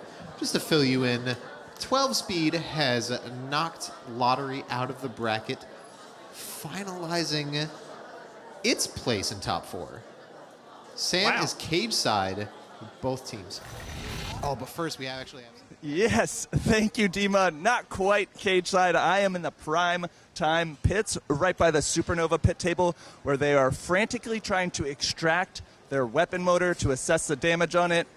They don't need to assess any damage on their weapon shaft. It is no longer straight. This is what they're working with. There was some heavy impacts in that match, and they're not sure if they're going to be able to fix it. They have to take it all apart to assess that weapon motor, which seems like it's pretty hot right now. They've got the blower out right now trying to cool down so they can even handle this motor to assess whether the magnets inside are good, if the windings are still decent, if the shaft is straight on it. That impact from weapon to weapon has really done a number on this robot, and it's hard to tell all the downstream effects until you really take it all apart, look inside, you're spinning stuff by hand, looking for friction, trying to see if every one of your components is in good working order. This is not an easy task, and they do not have a lot of time to do it, but this is a solid team, and they are going hard right now. To you, Adam and Kyle. Wow, that was a lot of damage, and they're going up against Maximizer next, so they have to be at 100%. Absolutely. Maximizer has multiple copies of their robot. They are ready to go. They also have brand new motor mounts that he basically put in because of motor failures at the last several events. So we've got a massively improved drive system as well as weapon system on Maximizer that we are seeing at this event. And that's probably a lot of that reliability we saw in their last matchup came from those new motor mounts. Yeah, Jake went into their last fight a little bit nervous. I think he's got to be feeling a little better going into this next one when his opponent's still splayed out on the table. Trial by fire in that last one, right? That was impressive. So yeah, that's going to be an interesting matchup. Team WPI, a school team, a bunch of students coming together to really make it work. But Jake is a part of the Black Cat Club. It is just a collection of professionals, people that know exactly what they're doing. And one of Jake's superpowers is he has made so many friends up in the pits. If he needs help with anything, it's there. The pits are a friendly environment. Let's talk a little bit, too, about that last fight we saw with Lottery going up against 12 Speed. Lottery had been doing so well today, and 12 Speed came out and dispatched them like nothing. All right, so we are ready for our next matchup. First up, from Worcester, Massachusetts, and Team WPI, it's Connor Howard and Luna. And they're up against, from Willoughby, Ohio, it's David Dreyer and Xenomorph! The biggest weapon in this weight class today.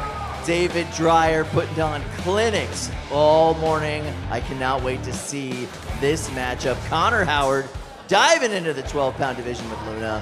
To call every single one of these ridiculous hits, we are going to go to the play-by-play booth with Dima and maybe Ricky. Neither of these robots has lost today. What a factoid to start off this fight with. especially with Xenomorph in the box. This has been the apple of my robotic eye for a little while.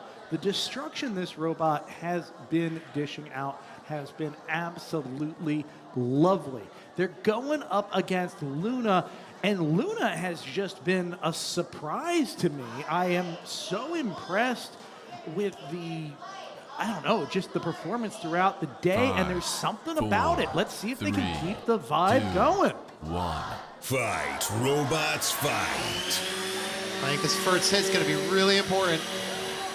Ooh, interesting. Luna is able to win the exchange. Oh, and a belt goes missing immediately. Whose belt is it? I think it's Luna's. It's really hard to say. If not a weapon belt, I can tell you that. Wow, that is something. It is a dry. Ooh, look, a belt has now gone missing from Luna. And Luna goes absolutely flying into the air before landing on the rail. Can it escape without an unstick? The first time Luna was on the kick plate, David decided, I'm not even going to wait for the unstick. I'm just going to keep bullying you. Now he's going to let you take that unstick. Oh, and again! And keep smashing you. Look at the frenetic energy that's just coming off of Luna after each of these hits. Shaking like a scared dog in a thunderstorm, and I can't blame him. Xenomorph is terrifying. You're going to have to regain that confidence you entered the arena with. There, it's settled.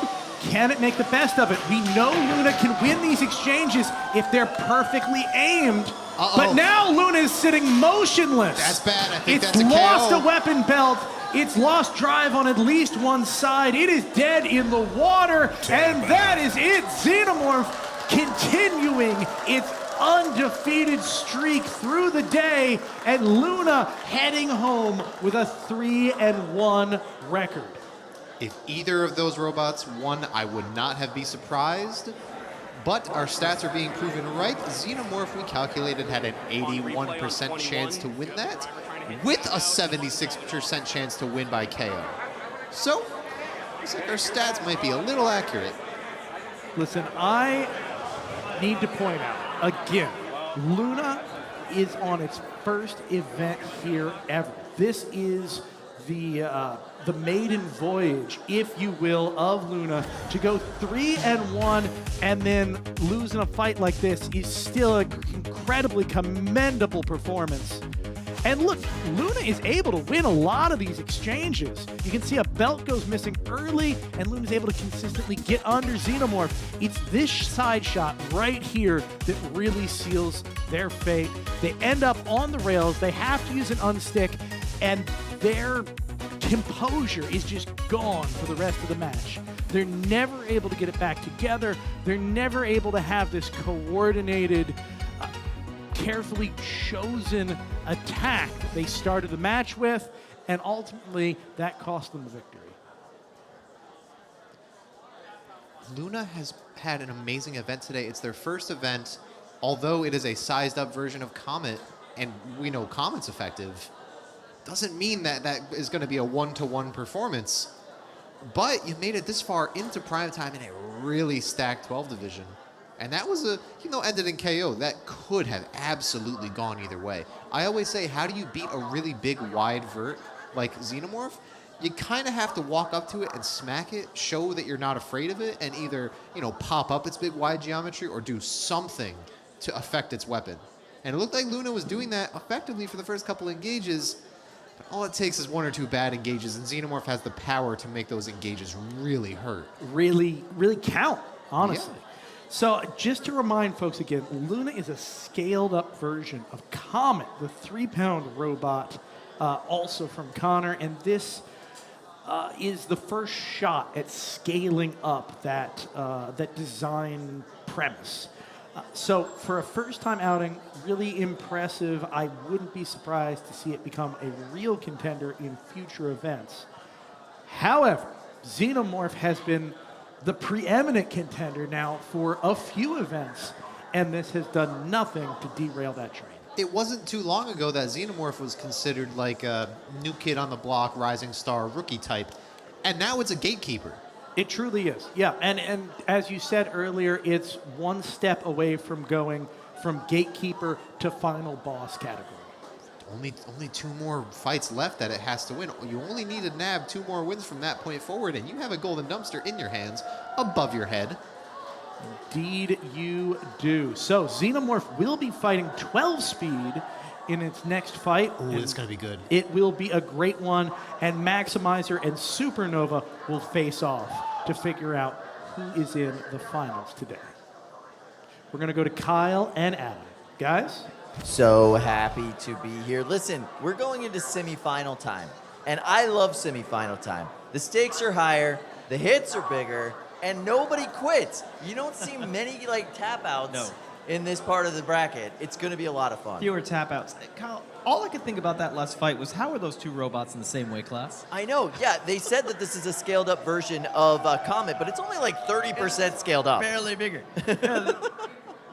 All right, we are now ready for the semifinals of the 30-pound bracket. Let's see where we're at and how we got there. Top of the bracket, it's high speed steel HHS. Big old drum on that sucker, going up against Terminigator, another big wide drum.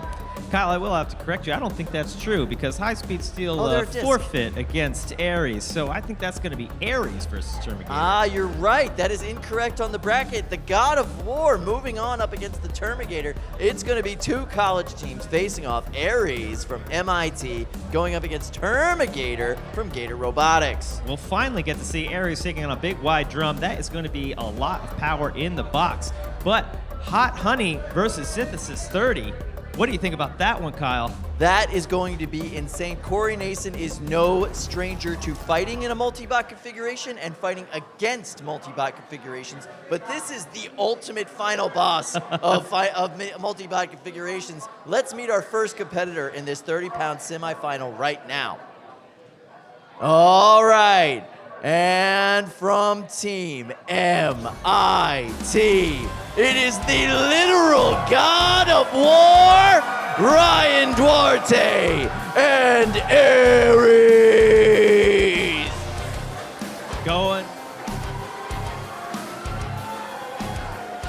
Going up against, from Melbourne, Florida, and Gator Robotics, it's Brooke Silber and Terminigator!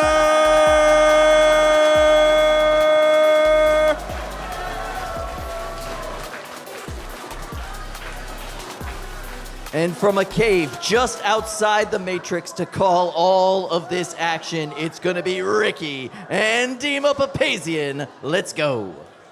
Thank you, Kyle. Really excited for this one. I think we're going to pull up a tail of the tape for us in just a few moments.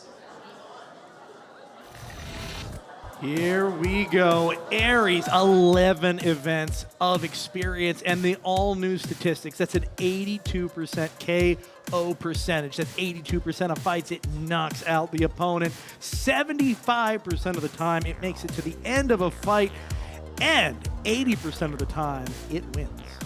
It has an 80% win probability against Terminator. You're right, correct, in this fight. But that just goes to show how scary Aries is. Number 1 seed has an 80% shot by our calculations to win against the number 2 seed. That is such a big jump in just devastating effectiveness. And honestly, it's reflected in the record. 8 to 10, fairly even, versus a better than 2/3 win percentage for Aries. That's the difference between a good robot and an absolute legend of the arena. 5, 4, 3, 2, 1.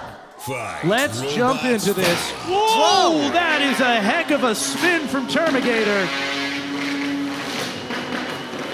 Aries does not come to play. End spin. Oh, look at Aries. It has destabilized. Something has gone very wrong with its weapon blade. Doesn't happen very often. No, I wonder if a piece has gone missing. Is that a chunk of weapon there sitting next to the house bot? Just might be. Terminator's weapon is down, but it looks like it's mostly intact. That could be the biggest piece we've ever seen. It is! fist-sized chunk has been removed from the solid steel weapon of Aries. That is a brutal, brutal amount of destruction to the front of that robot, but Terminigator is up on the rails, and it might have taken all it takes to get knocked out.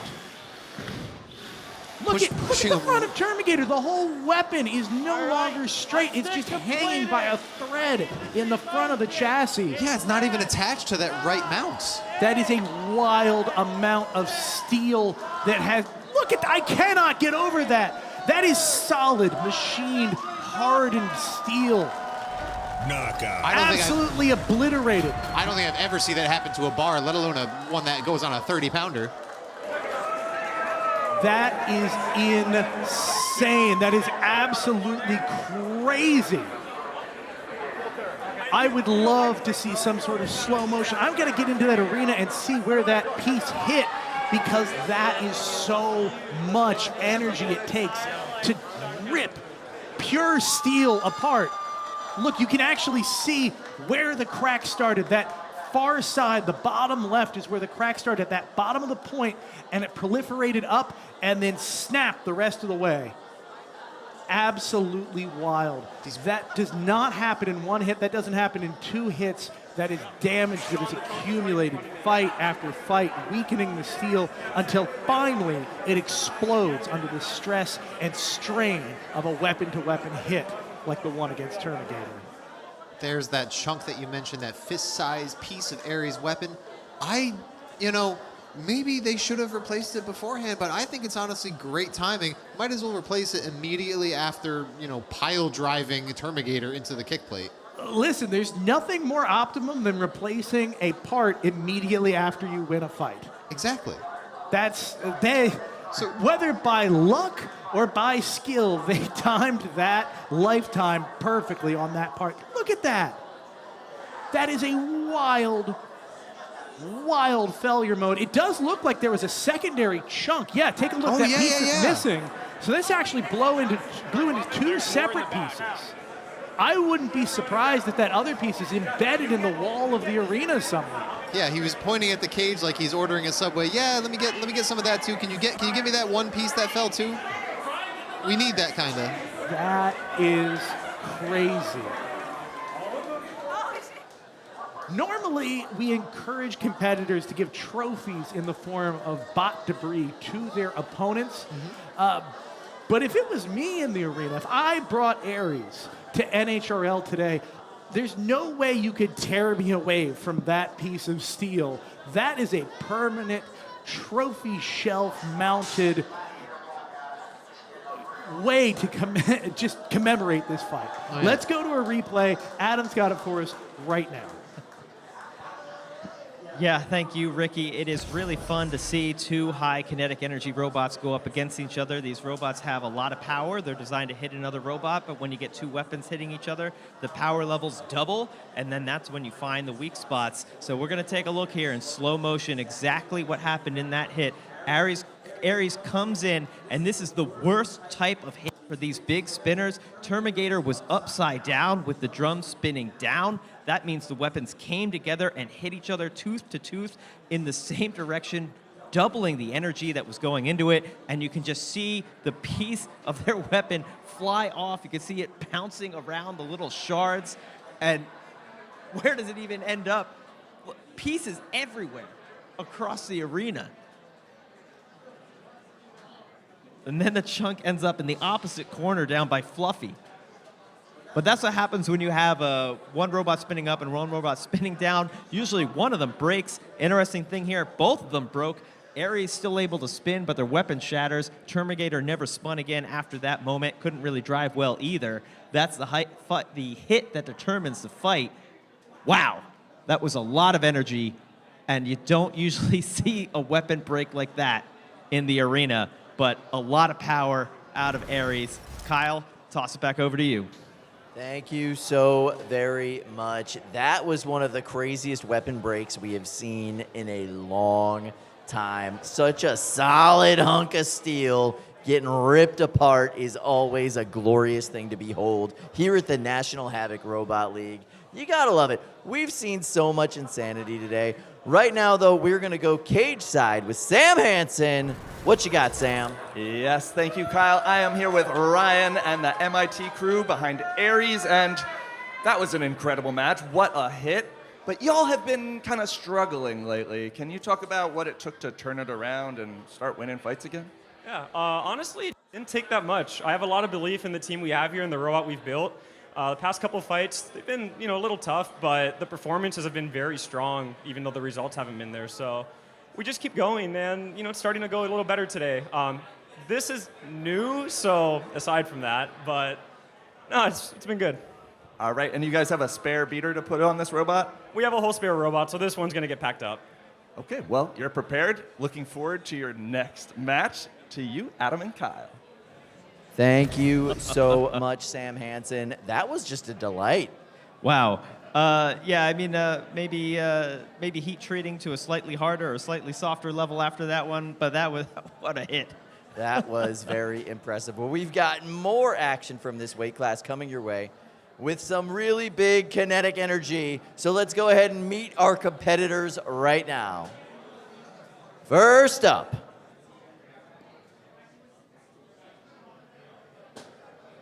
Here they come.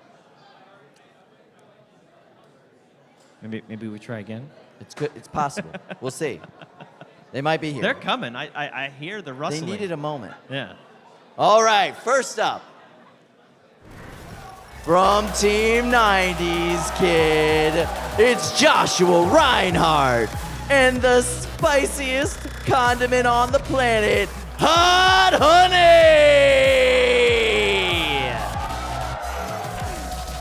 And he'll be facing from Team Pandemonium out of North Providence, Rhode Island. It's Corey Nason and Synthesis 30! North Providence, Rhode Island. Dude, Corey is on a tear right now, taking down almost the entire nation of Australia at his last event. I cannot wait to see this matchup. To call this fight, let's go to our combat robotics experts in the booth. It's Ricky, it's Dima, let's go. Let's jump right in with the number 10 seed, Hot Honey. This is a wild multi-bot made up of some of the best robots crammed together. It might be a new robot with its first event being today, but the competitors are very experienced and so are the designs. 71% of their fights have gone the distance and 71% have been knockouts. Unfortunately for them, their win probability pretty stacked against them when you look at their opponent. Yeah, Synthesis 30 is heavily favored, 89% favored to win this based on our seeding stats. Corey is coming off of international competition in New Zealand. He's feeling fresh. He has multiple copies of the robot ready. He's only had one other fight today. He's ready to go. He has the stamina to take this home. But does he have the stuff to deal with two robots at once? It's easy to drive against one robot. He's driving against two expert drivers right now. Two expert drivers, 5, one of which 4, coming off 3, a top seed with a different robot. Fight, robots, fight. Away we go. We'll see if that prediction holds weight. Uh-oh. Corey Nason is in for something a little more difficult than he expected. Look at that. I think he's correctly identifying the strategy. Try to ignore the flamethrower. Look at that flame. The entire front of Synthesis 30 is squishy TPU. Very meltable, very burnable. That is not the way to start off a fight against a robot like Hot Honey. Joshua said, nah, you wanna fight the Vert one-on-one, you gotta deal with me first. Oh, and Hot Honey has put Synthesis 30 on the rails. Will they be able to free themselves, or are they gonna need an unstick Dima? They're able to free themselves just barely, and Synthesis 30 sends the kinetic energy half of Hot Honey flying before suffering another intense barbecue. Corey's staying so cool in the face of all these flames. Wow, that is a huge hit. Hot Honey not really able to put the multi-bot to good use, but the flame half is, ooh, wow! Synthesis 30 end over end. It's sitting dead in the water. So is half of Hot Honey. Just getting barbecued while he calls for the unstick. I did not have this circumstance on my robot bingo card. Synthesis 30 is sitting dead. Thankfully, they didn't use that unstick earlier, but I don't know if this unstick is going to be enough. They've come back to life. They are moving. It's not over for Corey Nason quite yet. Not even close. Joshua's going to try probably to go for another kick plate play, if I had to guess. This is, that's bad. Synthesis 30 is lodged in the arena wall and being barbecued while it waits. An excellent pin, taking advantage of the situation. Looks like he's slowing down. I think that heat's getting to him. Whoa! What a clash of the Titans. Listen to that hardened steel spark and fly! Speaking of flying, Jiminy Cricket! Kazaa can't even control its own flame anymore. That flame is out of control. The crowd The crowd is going wild. Synthesis 30 pinning Hot Honey against the rail. Hot Honey down one of its forks. That's going to make it exceptionally difficult to pin its opponent. But now Synthesis 30 is slowing down as we come down to the last 5 seconds of the match. This will be going to the judges. This is anyone's game. What a wild outcome. We're in the prove it period. Both robots are going to try and show off their functionality, show what level of control and mobility and weapon movement they still have left in the tank. Hot Honey ends this fight. Half of it stuck on the wall, half of it left ablaze. Synthesis 30 ends this fight hobbling, burned. Barely moving. Wow. Now it's really interesting. Look at that. That is so much more burn than I expected. That's some cookery. Yeah. Looks like a bachelor's Thanksgiving turkey, the first time they're out on their own in the world. Dude, why is that the funniest thing I've ever heard? Corey looking a little bewildered. Absolutely incredible. I'm so curious as to how the judges are going to look at this. Look at those two burnt robots next to each other. Fried to an absolute crisp. Look at the dent. Wait, look at the dent in the front of Hot Honey. You do not see that. That is an incredibly durable robot. We've never seen that sort of destruction. That accounts for their drive issues they were having earlier and probably the reason the flames couldn't turn off. Oh, absolutely. I do want to point out that weapon system may have been damaged, but in effect, it got stuck on. If that had been a spinning disc, that disc would have simply been spinning the whole time. Let's see all of this cooking that did add up on Synthesis. In a lot of these replays, you're just going to see it engulfed in flames. I know at this point it's a bit of a joke, but I really would not want to be a judge on this match. It's such a wild, so many factors to consider situation. The B half of Hot Honey, the vert half, was disabled for so long. Yeah, it really spent 2/3 of the match laying lifeless. And it wasn't just that it got caught up. I mean, it was damaged. Yeah, absolutely. It took tons of damage and didn't really do any damage with its vert. All of the damage that Synthesis took was from the hot half of Hot Honey. Yeah, it was really just one hit, and I don't know how impactful it was from the kinetic energy half. What a performance from all of the drivers, all of the competitors, both teams here, really just putting in an incredible performance in this fight. Yeah, thanks for the show, guys. You get an amazing fight like that when you get skilled teams stacked up against each other, driving their hearts out. Speaking of driving their hearts out, we're barely even out of the cage, but I think Sam has some words for us. I do, Dima. I am here with Corey and Synthesis 30, who just had an amazing match in this cage. Corey, how do you keep a cool head when you're under such intense heat? Anything can happen. Don't stress out. Even though you are on fire, it's 10 seconds, and do whatever you can to get off. I have so much thermal mass in my chassis that it protects against the fire. I've fought Kazav, fought all the other iterations, and over the time I've learned what works and what doesn't. But ultimately you have to stay cool, calm, and collected because that was a hell of a match. Corey, that match was so incredible. How does that compare to your fight of the year? I want to try to get one fight every single year. That's very memorable to me. I thought I was going to get roasted and then be done in the corner. All right, well, I'm glad you didn't. That was incredible. To you, Adam and Kyle.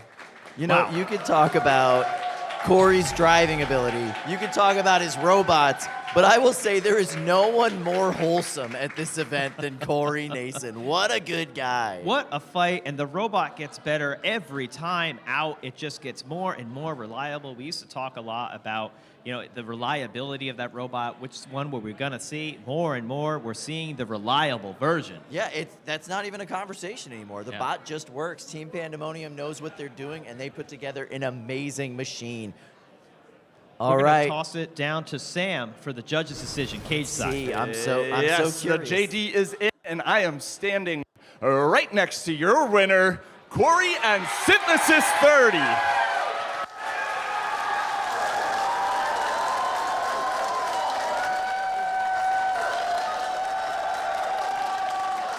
Corey, one more match. Is this gonna be it? I don't know.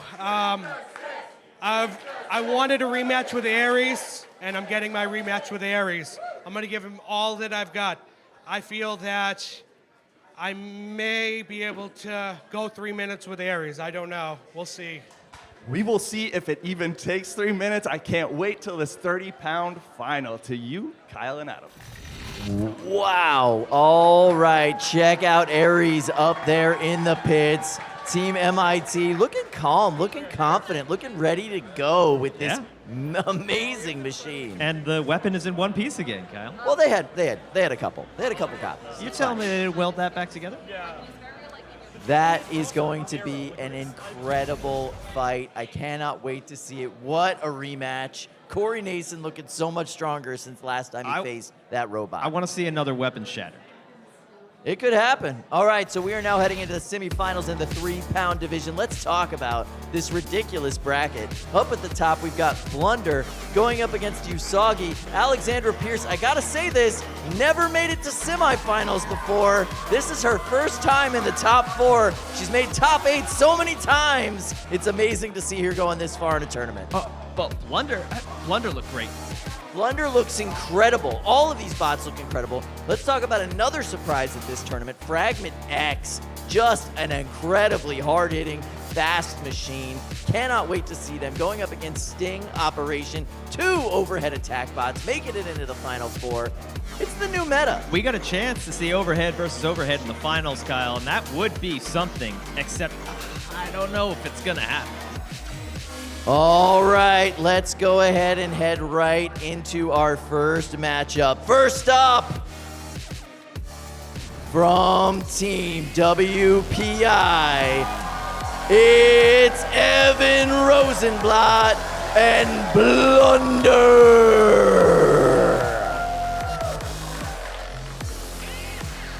And they're up against, from Baltimore, Maryland, and Black Cat Club, it's Alexandra Pierce and Usagi.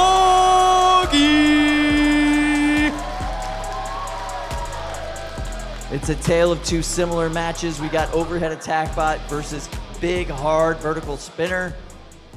I cannot wait to see this one, to call every single moment of this ridiculously fast-paced action. We are going to go to 2 people with incredible reflexes.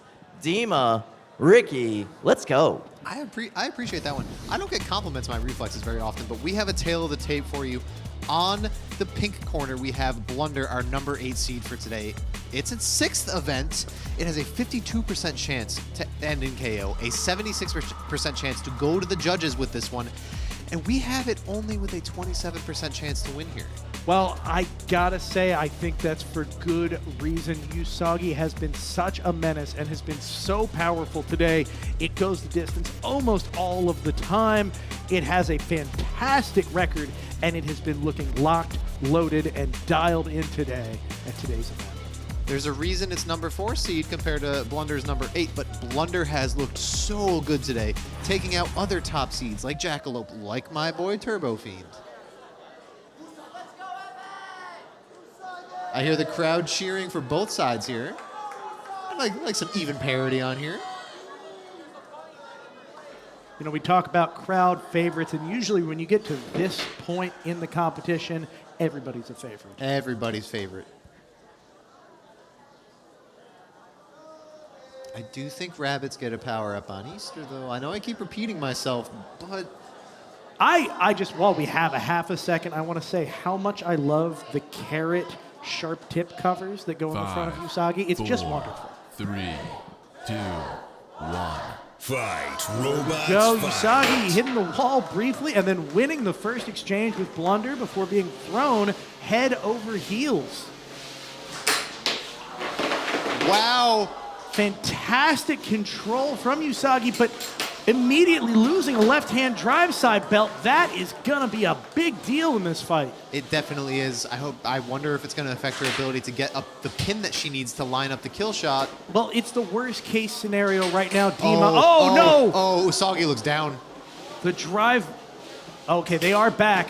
That drive was down entirely, but it is the worst-case scenario. That belt has been dislodged, but it's still hanging on the robot. Now it's gone. Okay, the robot will be able to drive at least 3 wheels in good condition, even if the 4th wheel might be down. So small troubles compared to having a drive side that is getting caught constantly with a belt. Look at this hopping we're seeing. True to its rabbit-like heritage. Usagi definitely on the back foot right now, but absolutely not over yet.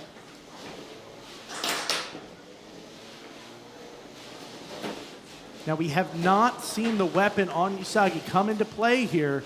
We've seen some excellent control, but you don't get rewarded for control in and of itself. You need to turn it into an attack. It's really hard to pin Blunder. It shuffles away with its cleated feet. Very hard to pin, very hard to push. This is so tense. This could still go any way. We're about a minute and a half into the fight. That's halfway through.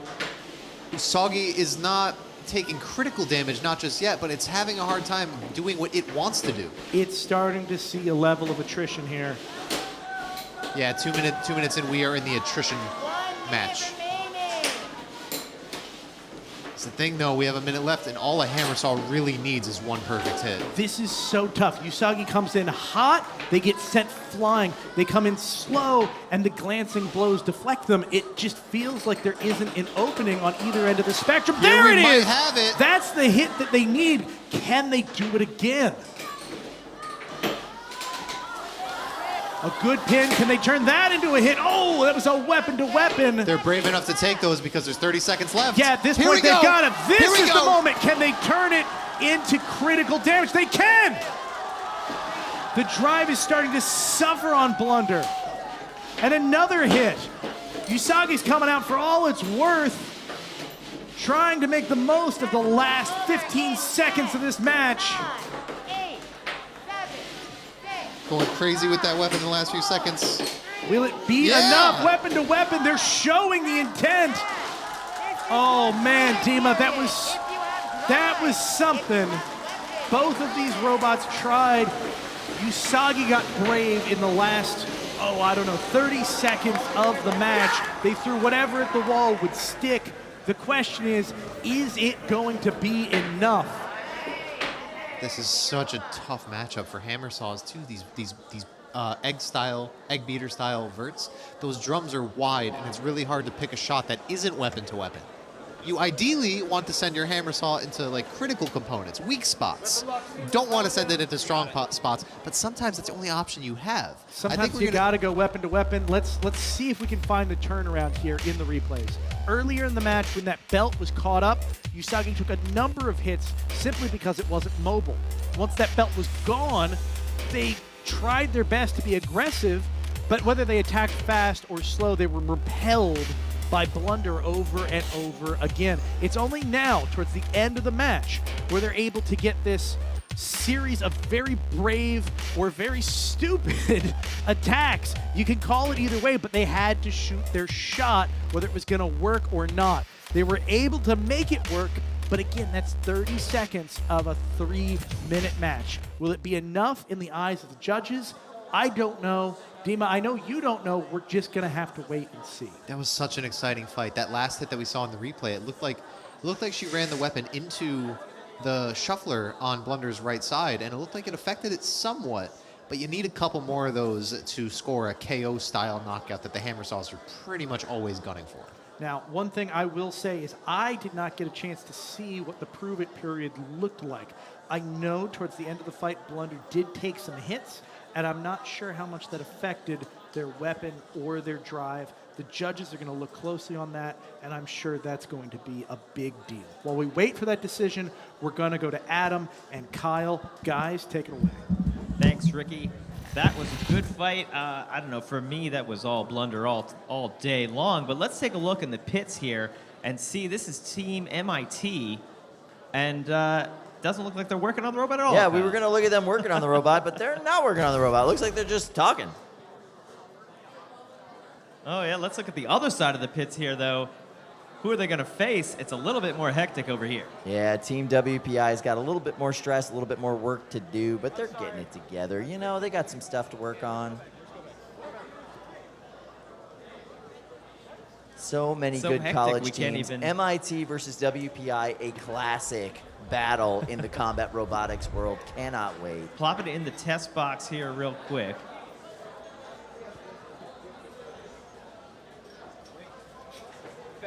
Yeah, this is the larger test box. Or the smaller test box. This is just to make sure the weapon's working. More. Is that more? Is it? Nothing? Maybe? No. I'm not seeing anything.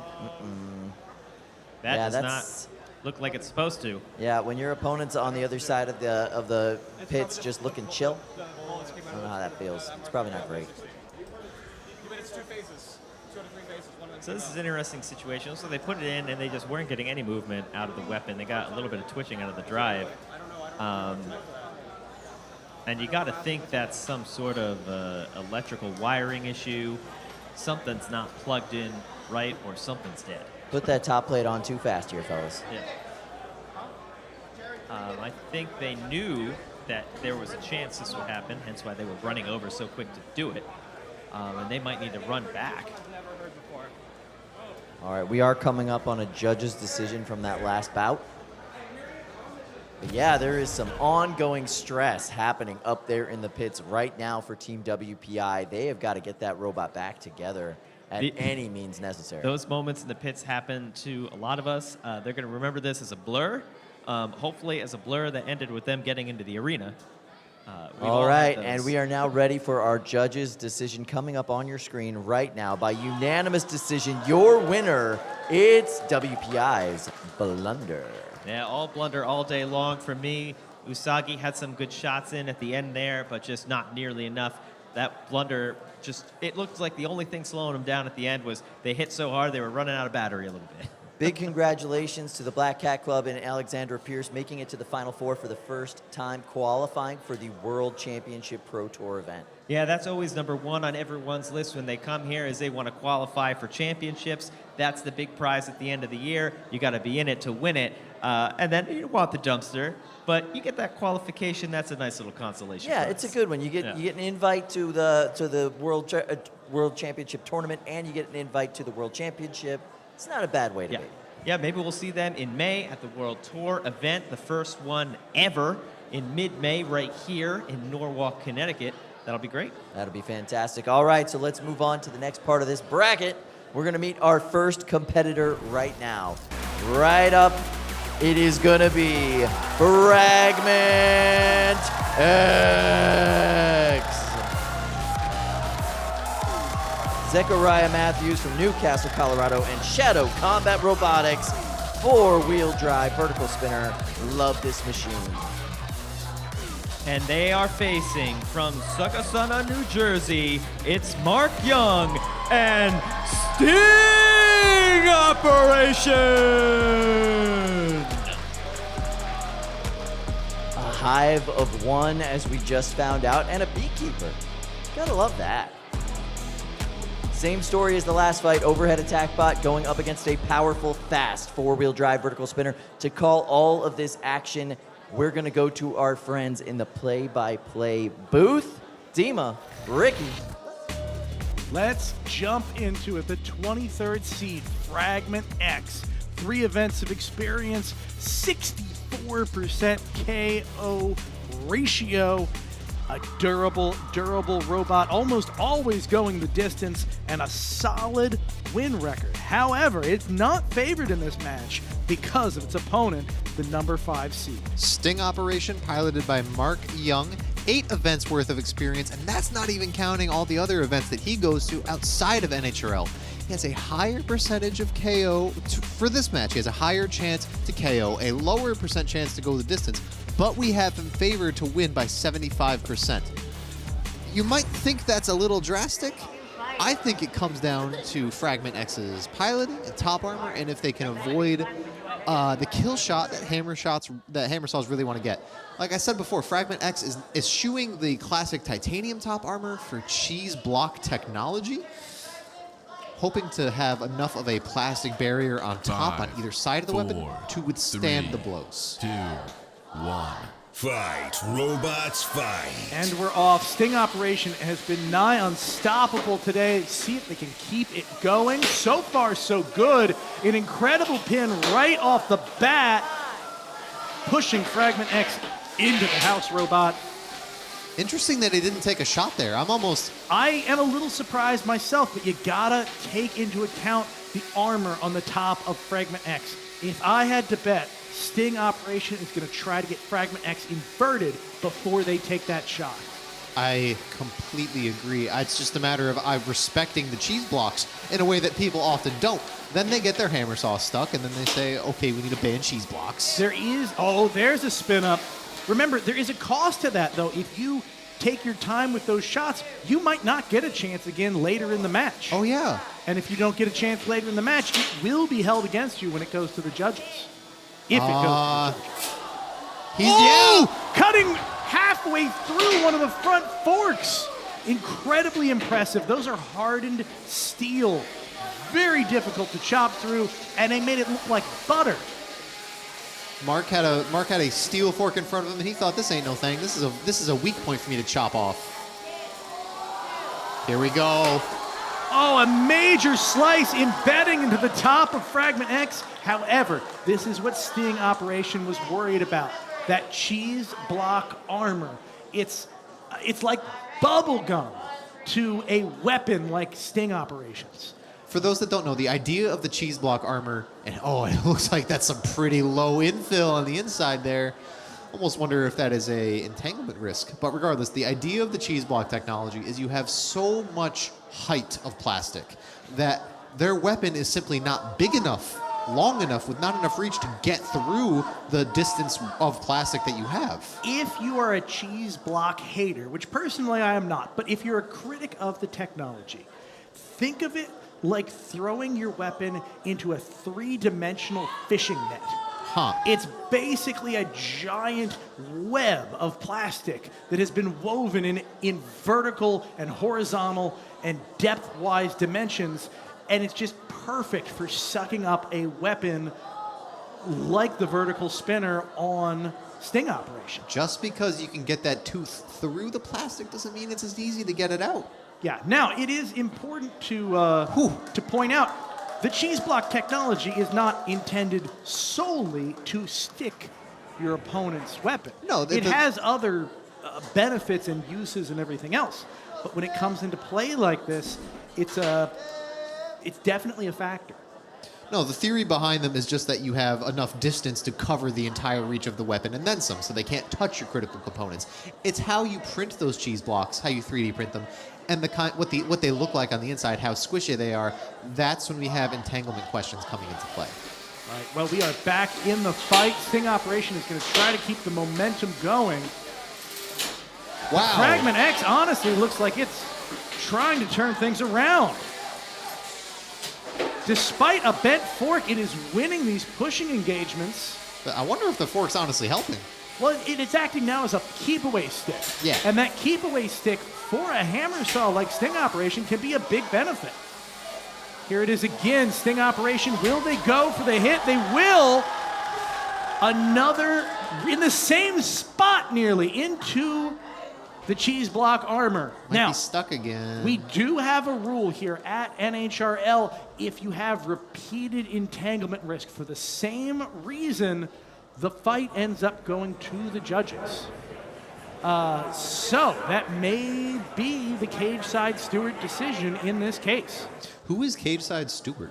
Cage side steward in this case is a man named Rob Sarakin. It's a trusted member of the community who's called in to make judgment calls when there are either gray areas in the rules or places that call for a level of discretion and judgment.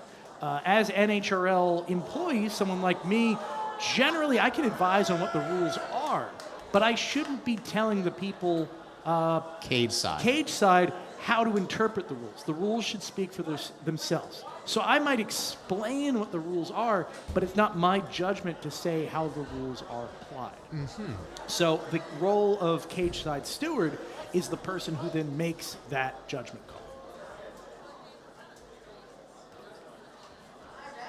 Looks like we are going to be restarting. We're going to restart from this position.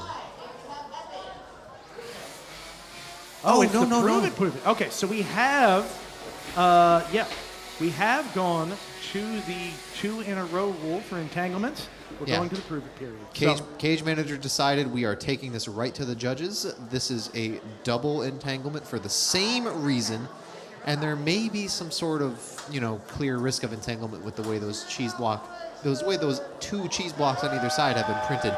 They looked very soft on the inside, very webby. They don't always look like that. It's a matter of how you print them. Yeah, we're going to have to see what the judges have to say. In the meantime, let's go to the replays and look at some of this damage. Here's that fork shot. That fork shot is incredible. You just don't see that kind of damage on a piece of AR500 that's out and hanging like that. It's so much harder to cut through something when it just cantilevered off in the air, and they did it anyway. Wow, it's so interesting just to see like Fragment X's ground game with the forks, and it still got pushed around until it took some damage. Then it was doing the pushing. Yeah, they really took that opportunity of the first pause to turn the spirit of that match around. Will it be enough? I don't know. In the end, the real damage that we saw in that fight was very much caused by Sting Operation. It felt very clear that they were able to They did the damage. Yeah, they did the damage. They harmed their opponent far more than Fragment X was able to accomplish. Now, me and my brother have printed some cheese blocks of our own for use in the hammer saw matchups. For the most part, they're supposed to be as hollow as possible so that the blade can just come back out. They're from my perspective, I'm getting word that they're not typically supposed to be printed gyroid so that you don't get that webbing effect that you mentioned. It's really tough to know every weapon geometry. Every cheese block mounting is going to behave a little bit differently. I am being told, though, the decision for this fight is in from the judges. Here it comes, any moment now. Your winner is Sting Operation universally 6, 7, and 7. Normally we don't get another 7 added onto 6, 7, but today we do. Congratulations, Mark Young. This is as far as you've ever gotten. How far can you go? Well, we won't find out right now. We're going to have to find out in the next match and maybe the one after that. For now, let's go to Adam and Kyle. Yeah, that was quite a weird cheese block there, Kyle. Looked to me like it was the material on top that was holding the weapon, not really the infill below, but something to look at in the tapes over on BrettZone.com. You'll be able to zoom in real close to see exactly what happened. But in the meantime, I think we got some other stuff coming up. I'll tell you what I am. I'm a little hungry after that cheese block. We've got Maximizer taking on Supernova if Supernova can get their stuff together. We'll see. Down at the bottom of the bracket, we've got 12 Speed, a dark horse on the day, looking amazing, going up against David and Xenomorph, the biggest weapon in the weight class by far. 12 Speed has been looking so good, dispatched lottery faster than you could blink, but Xenomorph has looked unstoppable today. Absolutely devastating hits from that bot all day, and David Dreyer's driving has been on point. I cannot wait to see this 12-pound bracket. It has been the scariest bracket all day. Jake is trying to go for a 4th dumpster, and everyone's out to stop him. So we'll see how it goes. Yeah, Supernova, will they be able to get in the arena? We saw them rushing earlier in the pits.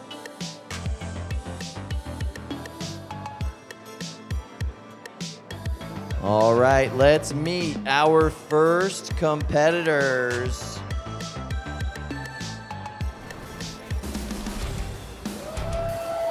Oh yeah, coming all the way from Gainesville, Florida, and representing Gator Robotics, it's Need Guglielmi and 12 Speed. And they're up against, from Willoughby, Ohio, it's David Dreyer and Xenomorph! It's a perfect life form, I tell you. And to call every single second of this 12-pound action, we're gonna go to Dima and Ricky in a secret location far, far away. Thank you so much, Kyle. Let's go right into the tale of the tape.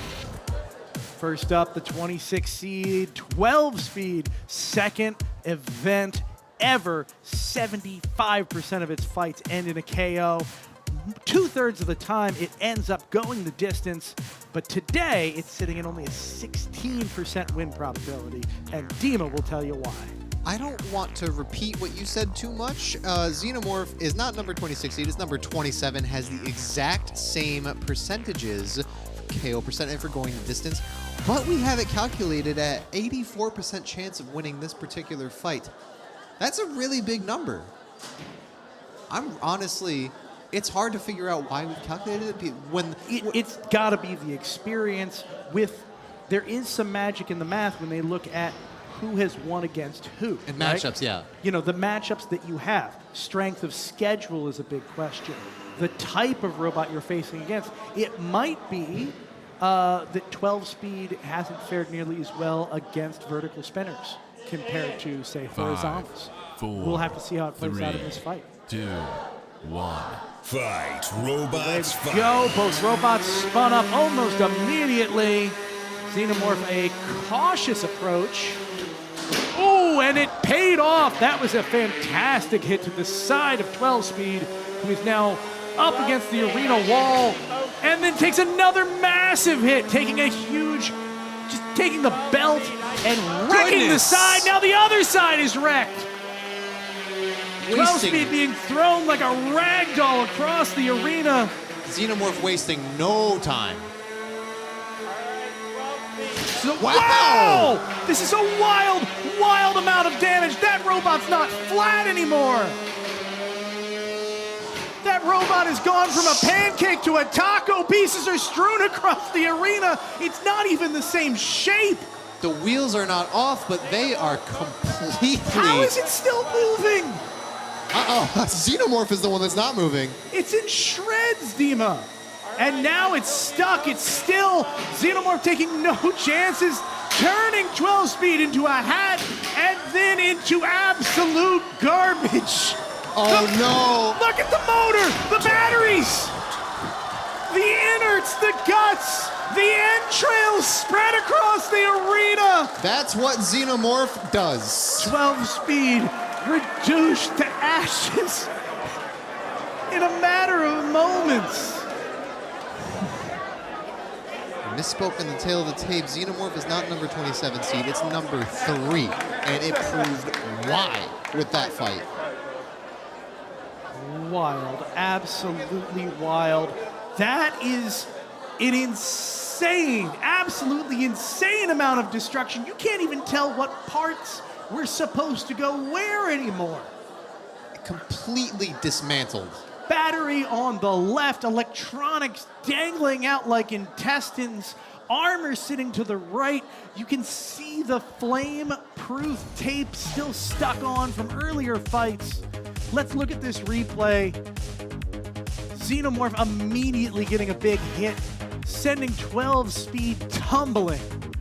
Belt shorn off very early in the match, and Xenomorph landing another big hit, removing an armor package and the other belt from 12 speed. This driving is just straight up savage. There's no, even when you have a chance to breathe, you have a moment where Xenomorph is getting to you, driving alongside its gyro. Once it touches you, you just go flying. Yeah, not a hint of mercy, not a hint of regret. That was, as you said, absolutely savage. Isn't it so great when a bot lives up to its namesake? This I mean, to be fair, that looks like a chest buster had its way with it. That is wild. This was not a surgical dismantling. This was a barbaric display of violence. Yeah, this was surgical in the sense of like a 16th century plague doctor removing your appendix. They just kind of reach in there and yank and hope they get the right thing. Yeah, what's this part that came off you? I don't know. Throw it to the side. See what else you got inside. Here, I'll adjust your humors. Let's go to Sam. Sam, take it. Thank you, Ricky. I am here with Ned from Gator Robotics, and first of all, 12 Speed had an amazing day. Some really great wins. This one wasn't one of them. Can you talk about the damage that you have here? Damage, I mean, everything? Does that count? Yeah, I mean, my first fight was with Aaron, and that's when like everything kind of went bad. Then we saved it. Then Xenomorph made it worse, so I don't know. I don't think there's anything I can salvage from here. Maybe my ESCs and my drive motors, but everything's pretty hot. It's pretty torn apart. Well, Ned, is this the last that we're going to see of 12 Speed? Of course not. Of course not. I mean, I graduate this spring, but I'll definitely be team. Come out with the guys, stuff like that. All right, well, congratulations on qualifying for not only Pro Tour, but the World Championship at the end of the year to you, Adam and Kyle. It's the first event of spring, and all we've seen today is banger after banger. That was insane. The hits keep getting harder, and the bots keep getting tougher as the night goes on, Kyle. That was incredible. All right, we are now ready to load in our next fight, and it is my honor to introduce, first up, from Louisville, Kentucky, representing the Black Cat Club, it's Jake, and it's Maximizer!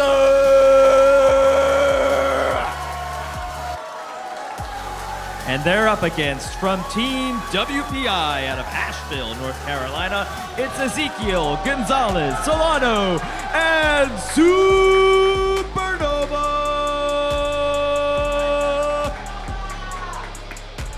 And to call all of this action in a liminal space between dreams and reality, our good friends, Dima and Ricky. You got that, Kyle, straight from the back room as we go into the tale of the tape. The absolutely terrifying #1 seed of Maximizer. These 13 events of experience have an incredible record. Almost all of the time, it makes it to the end of the fight, and more than half of the time, Jake ends it in a knockout. I can see why they are the heavy favorite in this match. Supernova with only 2 events 63% KO chance, 70% of going the distance, but we have it rated with a 7% chance to win this fight. I account that to mostly the difference in seeding. Maximizer is the #1 seed, the only bot in 12-pound primetime to have achieved any golden dumpster, let alone multiple. I am not surprised that we have it calculated as a massive favorite to win this tournament. 4, 3, 2, 1. Fight. Robots And we're off. fight. Supernova not looking mobile coming out of the corner. That is going to make their chances even dimmer against Maximizer. Very cautious from both drivers, and a big hit on the side of Supernova. A nice slap to the side of the face from Jake. Those are the kind of hits that Jake wants to get.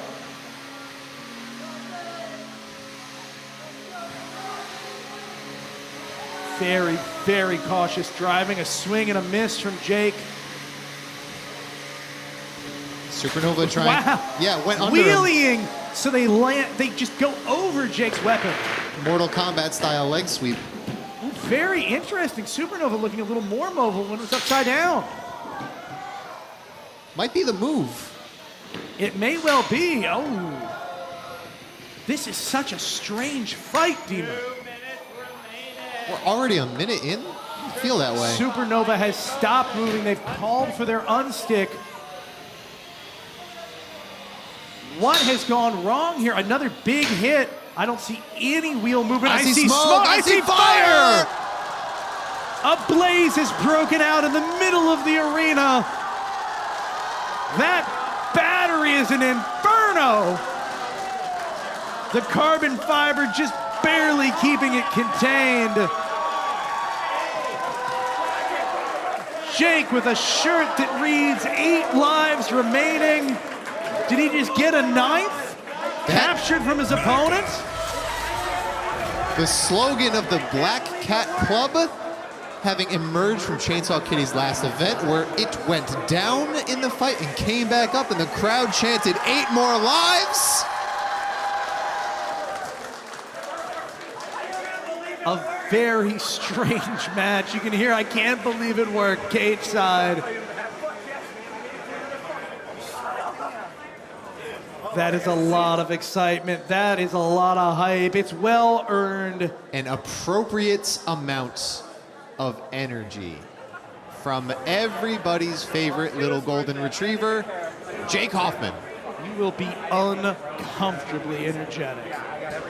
From a meme slogan to another just incredible win. I'm stunned. I know, hold on. I gotta move. The crowd's still going nuts. Let's see some replays here. We see that first hit, maybe? I'm pretty sure that was the first hit. More hits mostly from Maximizer. Anything that Supernova got going was sort of because Jake decided to go in, but that's a consequence from starting a fight when you don't have full drive. When you don't have the mobility to pick your engages, the engages you get are the engagements that your opponent decides that you get. Now, I gotta say, at first I called that as a battery fire. I think that was electronics, looking at how it burned and then how it went out. Yeah. It's hard to say for sure, but I wonder, was that just such a shock on the electrical system, those big engagements from Maximizer, that it blew up the FETs, it blew up the actual transistors in the motor controller, caused a short, and caused the fire? Would not have been the strangest thing to happen in Cage 1. No. It's honestly, it's not even the strangest thing to happen in the last few fights in Cage 1. It's been a wild, wild day. The fights, in addition to just being exciting and honestly thrilling overall, they've been weird. It's been a weird day, Dean. Good weird, but weird nonetheless. Let's go, speaking of weird, over to Adam and Kyle. Wow. Well, we've got David Dreyer upstairs just dissecting his robot right now, and we've learned from the movies that dissecting a Xenomorph is a dangerous idea. It's dangerous, but they had a good fight. These are probably preventative sorts of repairs, just getting it back up to 100%. getting the right disc in there, getting the right setup in there. Looked almost like he's trimming support here from that piece, getting it to fit. But they're professionals up there. I don't think they're behind schedule. They're just working at a nice increased pace, as they always do. Impressive day for David Dreyer and Xenomorph. They have not spilled a drop of acidic blood into the arena, not once.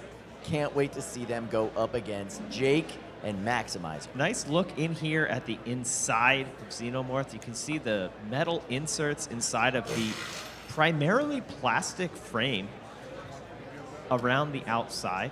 Oh, we're putting on the baleen. Look at that. Yeah. Baleen wedgelets out front. That's an interesting choice. All right, we are going to go to the 30-pound final next. It's the big boys clashing in action. Let's check out the bracket and see how they got here, Adam. Aries has been tearing through everyone all day long on their redemption tour. Of course. They were 1-4 in the last 2 events before today. They've already won 2 fights just in prime time tonight, Kyle. I cannot believe it. Down at the bottom, the most wholesome man in all of combat robotics, Synthesis 30.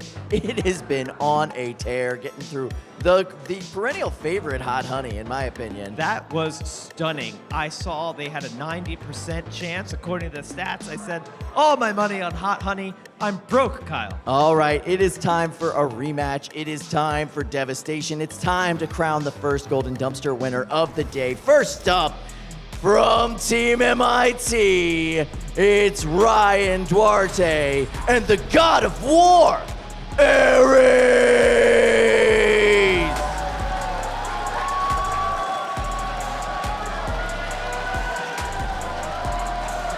And they'll be facing from Team Pandemonium and Corey Nason, it's Synthesis 30! A tale of redemption. 2 bots trying to get their groove back. Corey trying to win this rematch.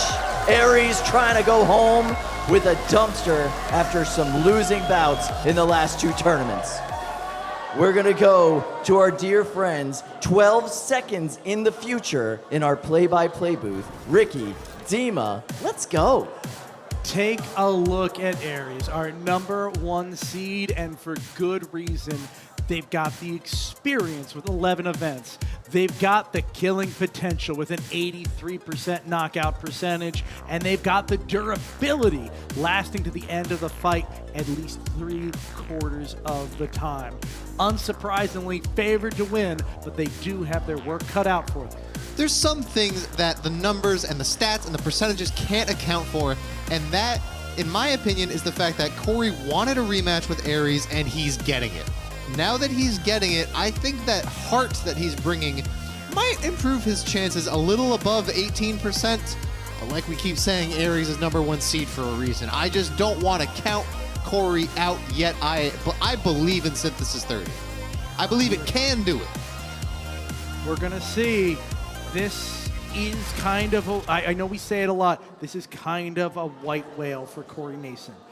3 times he has faced Aries. 3 times he has gotten his teeth kicked in and walked away being knocked out. So he is going to want to change that tune for this fight. And the next 3 minutes are going to tell us, can he pull it off? Corey, today your name is Kratos. Can you kill the God of War? 3, 2, 1. Fight, robots, fight. Fast spin up from both robots. Aries off with the first blood. Oh, this is bad news for Synthesis. They're running end over end in these exchanges, taking a big hit there to the back. Over. Taking a moment to self-right. I'm surprised Aries didn't strike in those moments. And now Synthesis is winning engagements. Here we go. It's the first time we've seen that from Synthesis 30 on Aries. The geometry doesn't look like it's in Corey's favor, but a couple hits look great for him. He's got to chain them. He's got to string them together. One lucky shot like that, and you got to keep the momentum rolling. When you don't have momentum, that means Aries now has the momentum. weapon is down on Synthesis 30. They are not spinning. They're a sitting duck for Aries if they can't get that weapon going again. Ooh, That is a brutal chain of hits. But Aries' weapon again is splits. Wow, look at that. It is not just split, I don't even know what you call that. Now we are just locking horns, our teeth broken. Synthesis 30 does have the geometric advantage here. They should be able to win the pushing match. Aries is no slouch here, but I expect Synthesis to come out on top most of the time. Yeah, I think we're going to see what we're seeing.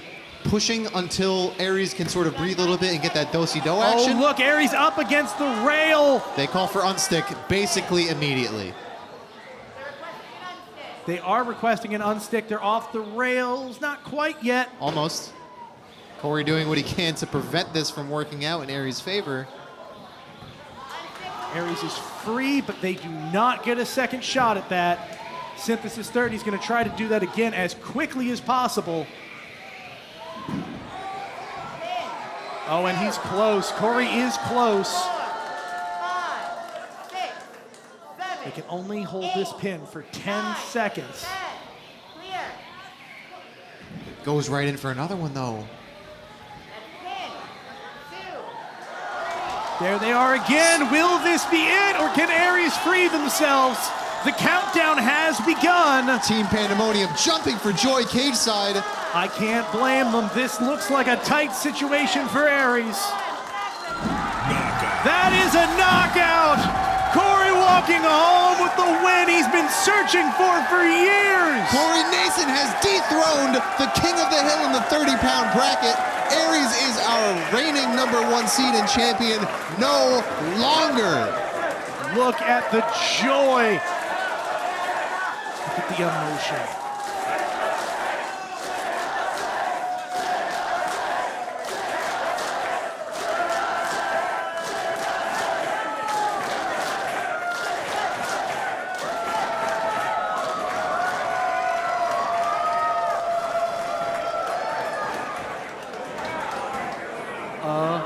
Amazing.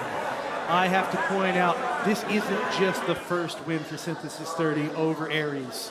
This will be the first golden dumpster for, again, what we consider here just one of the most wholesome people in the community, in the sport, Corey Nason.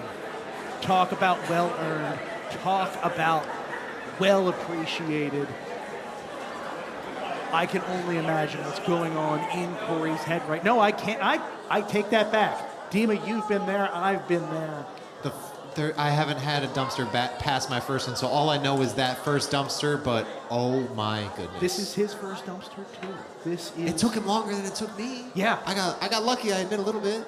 This is so many emotions. This is so well-earned. Waiting so long for this, competing in multiple different divisions, multiple different events, multiple countries, multiple robots. That work is clearly paying off. I've said it before, I'll say it again. Corey and Synthesis 30 is the most professional robot that we have here today at NHRL. This was such a shaky start. This was like the typical Aries start where it gets this first couple engages, never lets you build any momentum at all, and then knocks you out. But Corey, all event, he's stayed cool. Is that Corey's thing now? Just that he's so cool in the face of adversity? That could be well it. I mean, also, this is a polished robot. Look at the weapon damage on Aries. That's the kind of thing that happens for the first time if you've never really pressure tested what you're doing to the level that Corey has with Synthesis 30. Everything that can go wrong on Synthesis 30, he understands and he has planned for and he has worked around it. Let's go to Sam for the most important part of the night for Corey Nason. Oh, baby, I'm so stoked for you, Corey. It's been a long time coming. Tell me, what does this dumpster mean to you? This means so much. I've been coming to NHRL for about 5 years now. 6 years. So July of 2020. And I never thought in my wildest dreams that I would ever be holding the chalice at the top of the mountain. I want to thank the team. I want to thank everyone that's just said, keep going, because there were times where it's just so stressful. and just the endless sleepless nights of just working on CAD when you could be out going hanging with your friends, and it just finally shows the hard work is actually there, and I earned it. You definitely earned it. Corey, when your weapon went down, did you think that was it? Absolutely. Aries is notorious for taking advantage when you are down. However, you can't give up. When I heard the beater bar snap and I saw the weapon go down, I said, okay, I need to give my all, and I wasn't going to let them take it. They've won too many golden dumpsters. It's time for a new person to win it. All right, Corey. Just one thing left to do, my friend. Hold your dumpster high!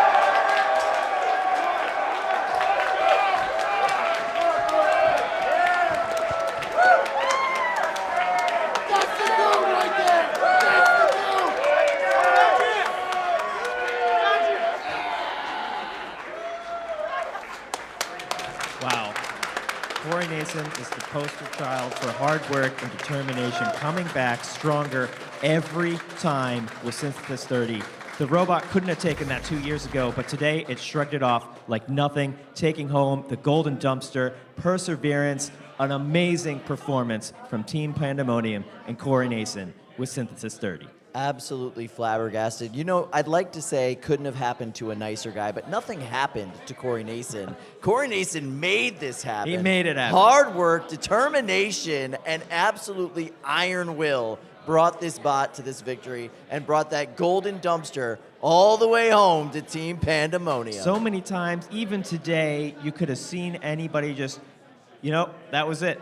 But he kept going, the bot kept going, and he brings it home. Love it. All right, we are going down to our 3-pound final. But first, let's check out the bracket to see how they got here. As you can see at the top of the bracket, Blunder taking out Turbo Fiend, taking out Usagi, Compa from behind victories in both of them. Blunder looking really strong at the top of the bracket. Can anyone stop Blunder? I don't know, but Sting Operation is going to try on a similar trajectory of sort of upsets here throughout the day. We've got two dark horses trying to take home the dumpster. Whoever wins, it's going to be somebody new. All right, well, let's meet our first competitor. From Team WPI, it's Evan Rosenblatt and Blunder!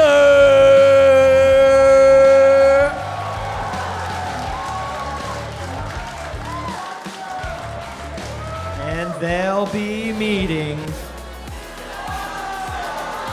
from Susquehanna, New Jersey. It's Mark Young and Sting Operation!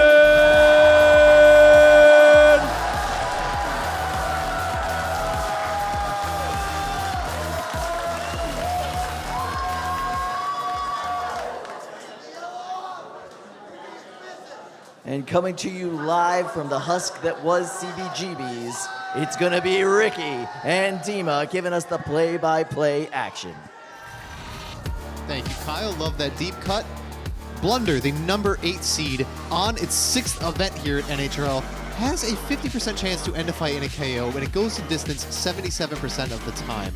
We have it at a 58% chance to win this, so pretty even odds. Has a 23-9 record, which is pretty similar to the number 5 seed, Sting Operation. Sting Operation has looked dialed in. They tend to, at 2/3 of the time, they end a fight in a knockout, and almost 80% of the times, almost 4 out of 5 times, they go the distance in a fight. The question is, will that extra experience, that little bit of extra experience in Sting Operation, and I'll call it the more recent success that Sting Operation has seen, outclass the sudden streak of luck and talent that we are seeing come out of Blunder today? 4, 3, 2, 1.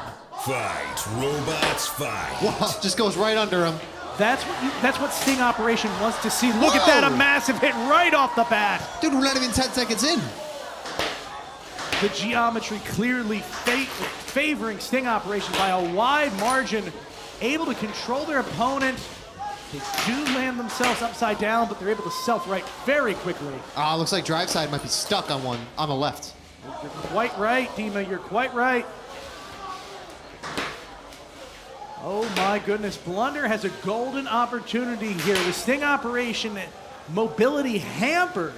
Blunder can come in from any angle and try to get to that fleshy underbelly that isn't usually vulnerable on sting operation. Mark is taking these tiny, tiny turns trying to keep its forks in front of him, trying to protect the vital points on sting operation. Listen, if I'm sting operation, I feel like I'm playing aggressive. You gotta start taking those hits because you're not gonna be able to stand up to the abuse of an able-bodied, dangerous robot for 1 minute and 55 seconds. Oh, that's exactly what Blunder wants. Sting operation now looking a little bit slow in its self-righting. Maybe the weapon arm is suffering as well. I wonder. This is a better position, a little more central to the arena. Yeah, you can sort of turn alongside to where Blunder's going to be. But it's not fast enough. Blunder's able to get to the side of sting operation. Now the back, sending them end over end. Small pops into the air. Blunder absolutely dominating these exchanges. Sting operation barely moving in the moments in between attacks. Blunder looking very stable, even if sting operation can get a lucky shot. Oh, that was a rough one. They're up against the rails. And then popped into the air again. I'm seeing barely the faintest hint of mobility from sting operation, and Blunder is not letting up. They're gonna keep doing this progressive damage, not leave anything to chance. You can hear that weapon has started to spin up high. They're taking that desperate shot I mentioned earlier. They have to. Yeah, they have no choice in the last 30 seconds of this match. If they can't do major damage to Blunder at this point, it's all for naught. Oh, and now they're stuck in the floor. The weapon on sting operation stuck in the floor. Will the housebot be able to free them? Yes. Will it be enough? I don't think so. I don't think so. 10 seconds left. This will be going to the judges.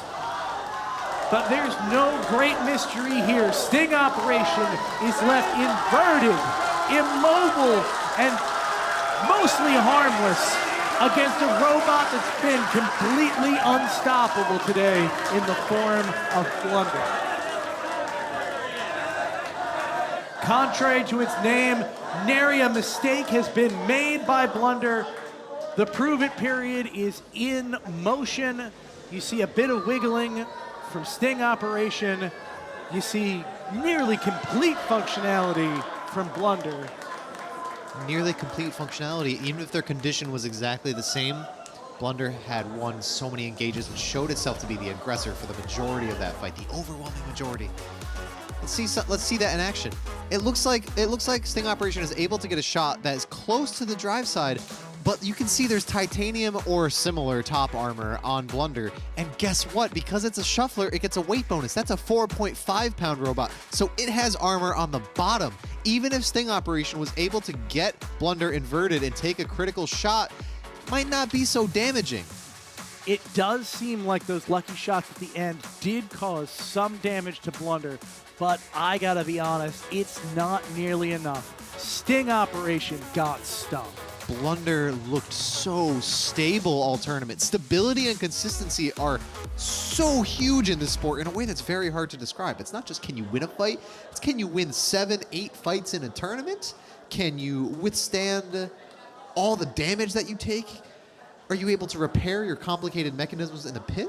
And shufflers are pretty complicated, but the movement looks stable all day. That weapon looked stable all day. Sometimes it's just a turn of phrase, but I think in this case, dialed in is truly the correct phrase to apply. Oh, totally. This is not a robot that lucked into its position. It's not a robot that just appeared one day and was suddenly successful. This is a robot that has been fine-tuned and practiced and figured out top to bottom, and the results of those efforts are the win that you are just about to see in this match?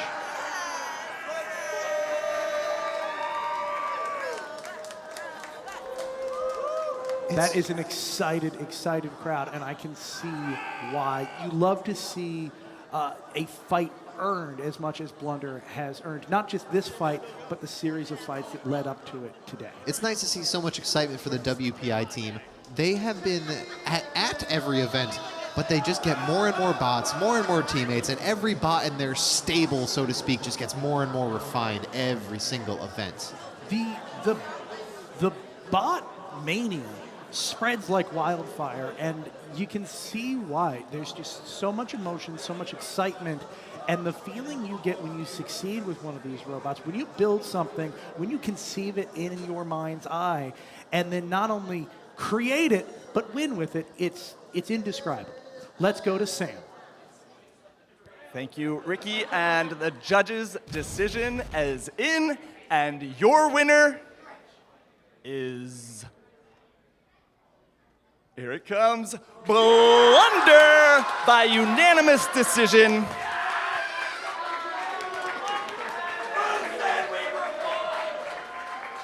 Nice job, nice job. All right. Excellent work. Congratulations. This is the second dumpster in a row for Team WPI in the 3-pound class. Have you all figured out these 3-pounders? I like to think so. It's been quite a while since WPI had a dumpster in 3 pounds before, Showtime, the previous event, and I guess now me. So it feels really good. We're making a comeback. If anyone ever doubted WPI, this is your sign to not. And at any point, did you not think you could do it? Did you have it in your eyes the whole tournament? I mean, absolutely, and it's part of the fact that my team has been kind of putting it in my head. They're all super supportive, so that's been great. But I've been through all the emotions in the last 3 days. Last second things not working, trying to come up with solutions. It all came together, and that's crazy. All right, well, there's just a little more emotion left. Here is your golden dumpster.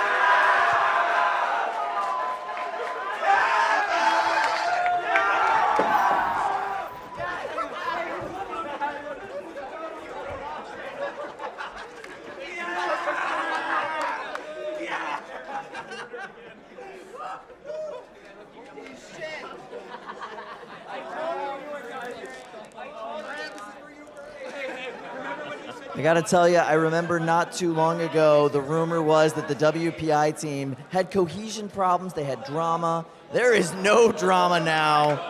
This is one solid group of combat robot professionals. Yeah, they look excited with that one. They earned it. I've been saying all day long, can anyone stop Blunder? I think we learned the answer, no. No. Showtime looked unstoppable at the last event. Blunder looked unstoppable at this event. The 3-pound division belongs to WPI. Wow, the finals will be nuts later this year.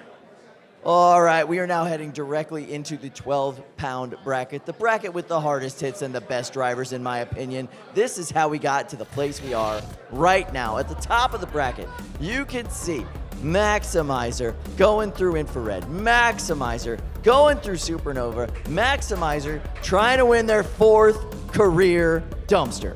But just like I was saying, could anyone stop Blunder? I've been saying the same thing about Xenomorph. They're so powerful, just absolutely destroying the entire field all night long. Is Maximizer just the next victim up? Yeah, I've been saying it all day. I don't know if Jake can beat this Xenomorph at this event. It is a completely different machine, the perfect life form, if you will. David Dreyer really perfecting this robot over the last year. Incredible machine. Let's go ahead and meet our competitors. And first up, from Louisville, Kentucky, representing the Black Cat Club, it's Jake, and it's Maximizer!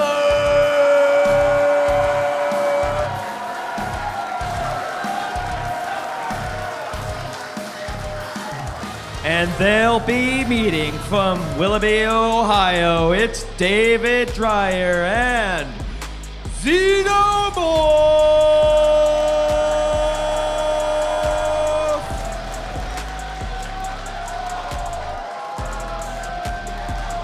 Baleen on the front of that, I love it. And to call every single instance of this amazing action coming to you from the cargo hold of the Orion capsule. That's right, on the dark side of the moon, Ricky and Dima, let's go. Let's jump right into the tail of the tape, and let me tell you, it's full of stars. The #1 seed, Maximizer. We've said it before, we'll say it again. The experience here is the big story. 13 events and a 42-11 record, mostly knockouts, almost entirely going the distance. Reasonably so. We've got more than a 3/4 win probability on Maximizer in this fight. Xenomorph, on the other hand, #3 seed. That's not far from #1, but from the win probability percentage that we're calculating, I think there's a significant gap here. There is. I mean, this comes down to Xenomorph is on an upswing. Yep. They have seemed unstoppable today, but Maximizer has been a force to be reckoned with, a nearly unstoppable force to be reckoned with for event after event after event. So, will the new luck, the new skill, the still rising star that is Xenomorph be able to take over the verified and just veritable veteran that is Jake and Maximizer? Xenomorph we talk about is this sort of like rising star since it started 5 events ago. This is its 5th event. But you're not gatekeeping Maximizer. Maximizer is one step above Gatekeeper. Maximizer is calling you little bro and telling you to sit down. Yeah, I think cage side, this has gone from hey little buddy to back up there, brother. And it's going to get settled in the cage. In the arena. Speaking of getting settled in the cage, this is an interesting approach. I haven't seen this in a while, and not this particular setup ever, I don't think, from Xenomorph. This is what we call a baleen front setup. So lots of little flexible plastic front tubes. That can be really powerful against a horizontal spinner like the one mounted to the back of Maximizer. Those baleens can not only do a great job of keeping the reach of Jake's weapon at bay, but also feeding like a ramp. So when Jake tries to drive or thagamize into Xenomorph, he sort of rides those baleens and gets fed into the big weapon. That's a dangerous spot to be. Let's see if they are as effective as they are planned to be, or if Jake is just going to shred them and eat them. Could go either way on that one.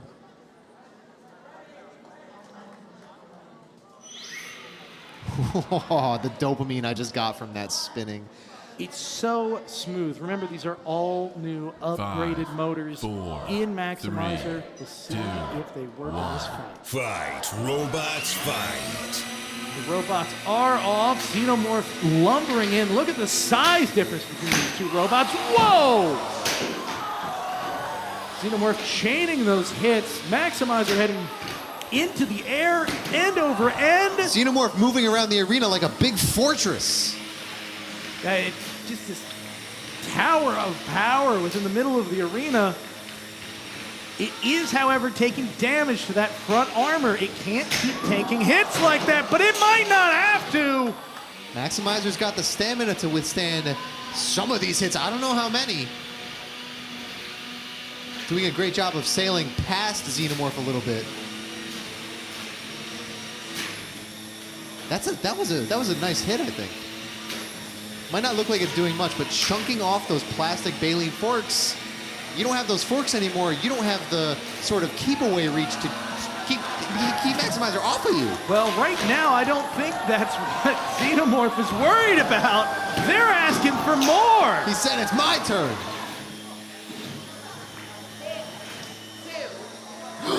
Oh, Jake has been stuck in the arena wall. Maximizer's weapon has been lodged in the wood kick plate. He was trying to get out without the use of an unstick, but he's gonna have to spend it. And It's been burned. Now, we are about halfway through the match, so with that pacing... This is so bad. Hitting him while he was perfectly still and stuck on the wall, that's a curb stomp right there. Maximizer is free, but not free from the situation. They are still taking hit after hit. Doesn't look like he's lost any functionality, though. Though the one drive side, it is hurting. It's still working. Oh, and into the wall again! Go get him, Tiger. This is a brutal beatdown. And again! Now, look, this looks a little more like Jake. Oh, and I see smoke! That smoke is burning rubber from the side tire of Maximizer as he burns rubber, trying to pull himself from the arena wall. It can't happen! Walking home with a victory, Xenomorph, your 12-pound finals winner!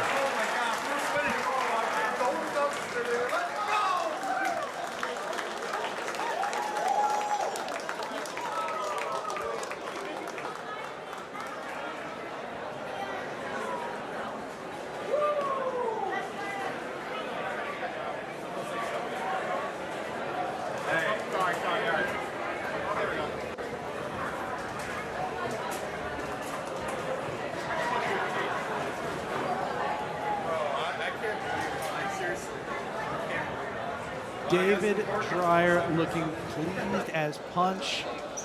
Jake still smiling. I don't think that that was a bad outcome. It certainly wasn't what Jake and the Black Cat Club was hoping for. But Maximizer never stopped spinning, never stopped operating. It just didn't get those hits that Jake really needed to get in that fight. Sometimes it's not what you fail at doing. Sometimes it's your opponent being so successful at what they're attempting to do. And you can see that right here. Look at these hits. It's just a blistering pace of aggression in this match. Fight after fight, hit after hit, some small, some big, almost all of them sending Maximizer at least a little ways into the air, if not flying across the arena. That front armor doing exactly what it is meant to do, taking a ton of damage, but still absorbing the hits from Maximizer and feeding Maximizer up into the weapon of Xenomorph. Wow. Look at that destruction. Look at that. Look at the plastic gouges in both robots here. It just puts into perspective the amount of energy and the destructive force of the weapons in these machines. I love this shot, diorama of destruction. It's like when you go to a museum and they got a little diorama of like a saber-toothed tiger taking down a mammoth or something. No. Let's be very reasonable here. This is a Tyrannosaurus in the form of Xenomorph going up against an Ankylosaurus in the form, a Stegosaurus in the form of Maximizer. Remember, the Thagomizer-style robot is named explicitly after the tail of the Stegosaurus. Thank you for being reasonable, Ricky. Honestly, thank you. I gotta keep you honest, Demon. Thank you for being the voice of reason. Let's go to Sam. He's ready with the winner. I am, Ricky. Thank you so much. I'm here with David of Xenomorph. And David, you had a kind of a stellar rise to this dumpster. Can you talk about that rapid improvement? I don't know. I think I just got lucky, I don't know. But I know Jake got me pretty good last time. So I was kind of brainstorming on what to do. Last time I tried running a D2 wedge on there, and that did not work. So I figured if you just keep enough material out in front, it's got to slow them down. And it was either that or a $500 titanium wedge, and I was happy that one worked. I bet. Yeah, now last time you guys met, Jake kind of memed on you a bit. You care to return the favor at all? No, that's all right. I like Jake, so it's all in good fun. You got to get beat to then improve, so that's what it's all about. So. All right, well, there's just one thing left to do, and that's hold your dumpster high.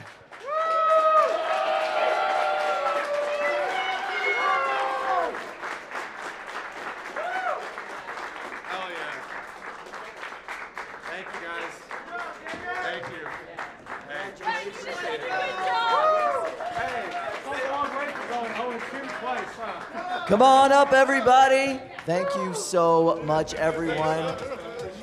This has been an absolutely phenomenal event. Third qualifier of the year. We will see you next month. 2 events next month. Cannot wait. Sam. All right, so congratulations to all of today's winners. Big ups. Everyone you saw fight in primetime has qualified for the Pro Tour on May 16th. So we can't wait to see you there. It's going to be amazing. A ton more great fights just like this. We can't wait. Thank you so much, and we love you, and we'll see you next time.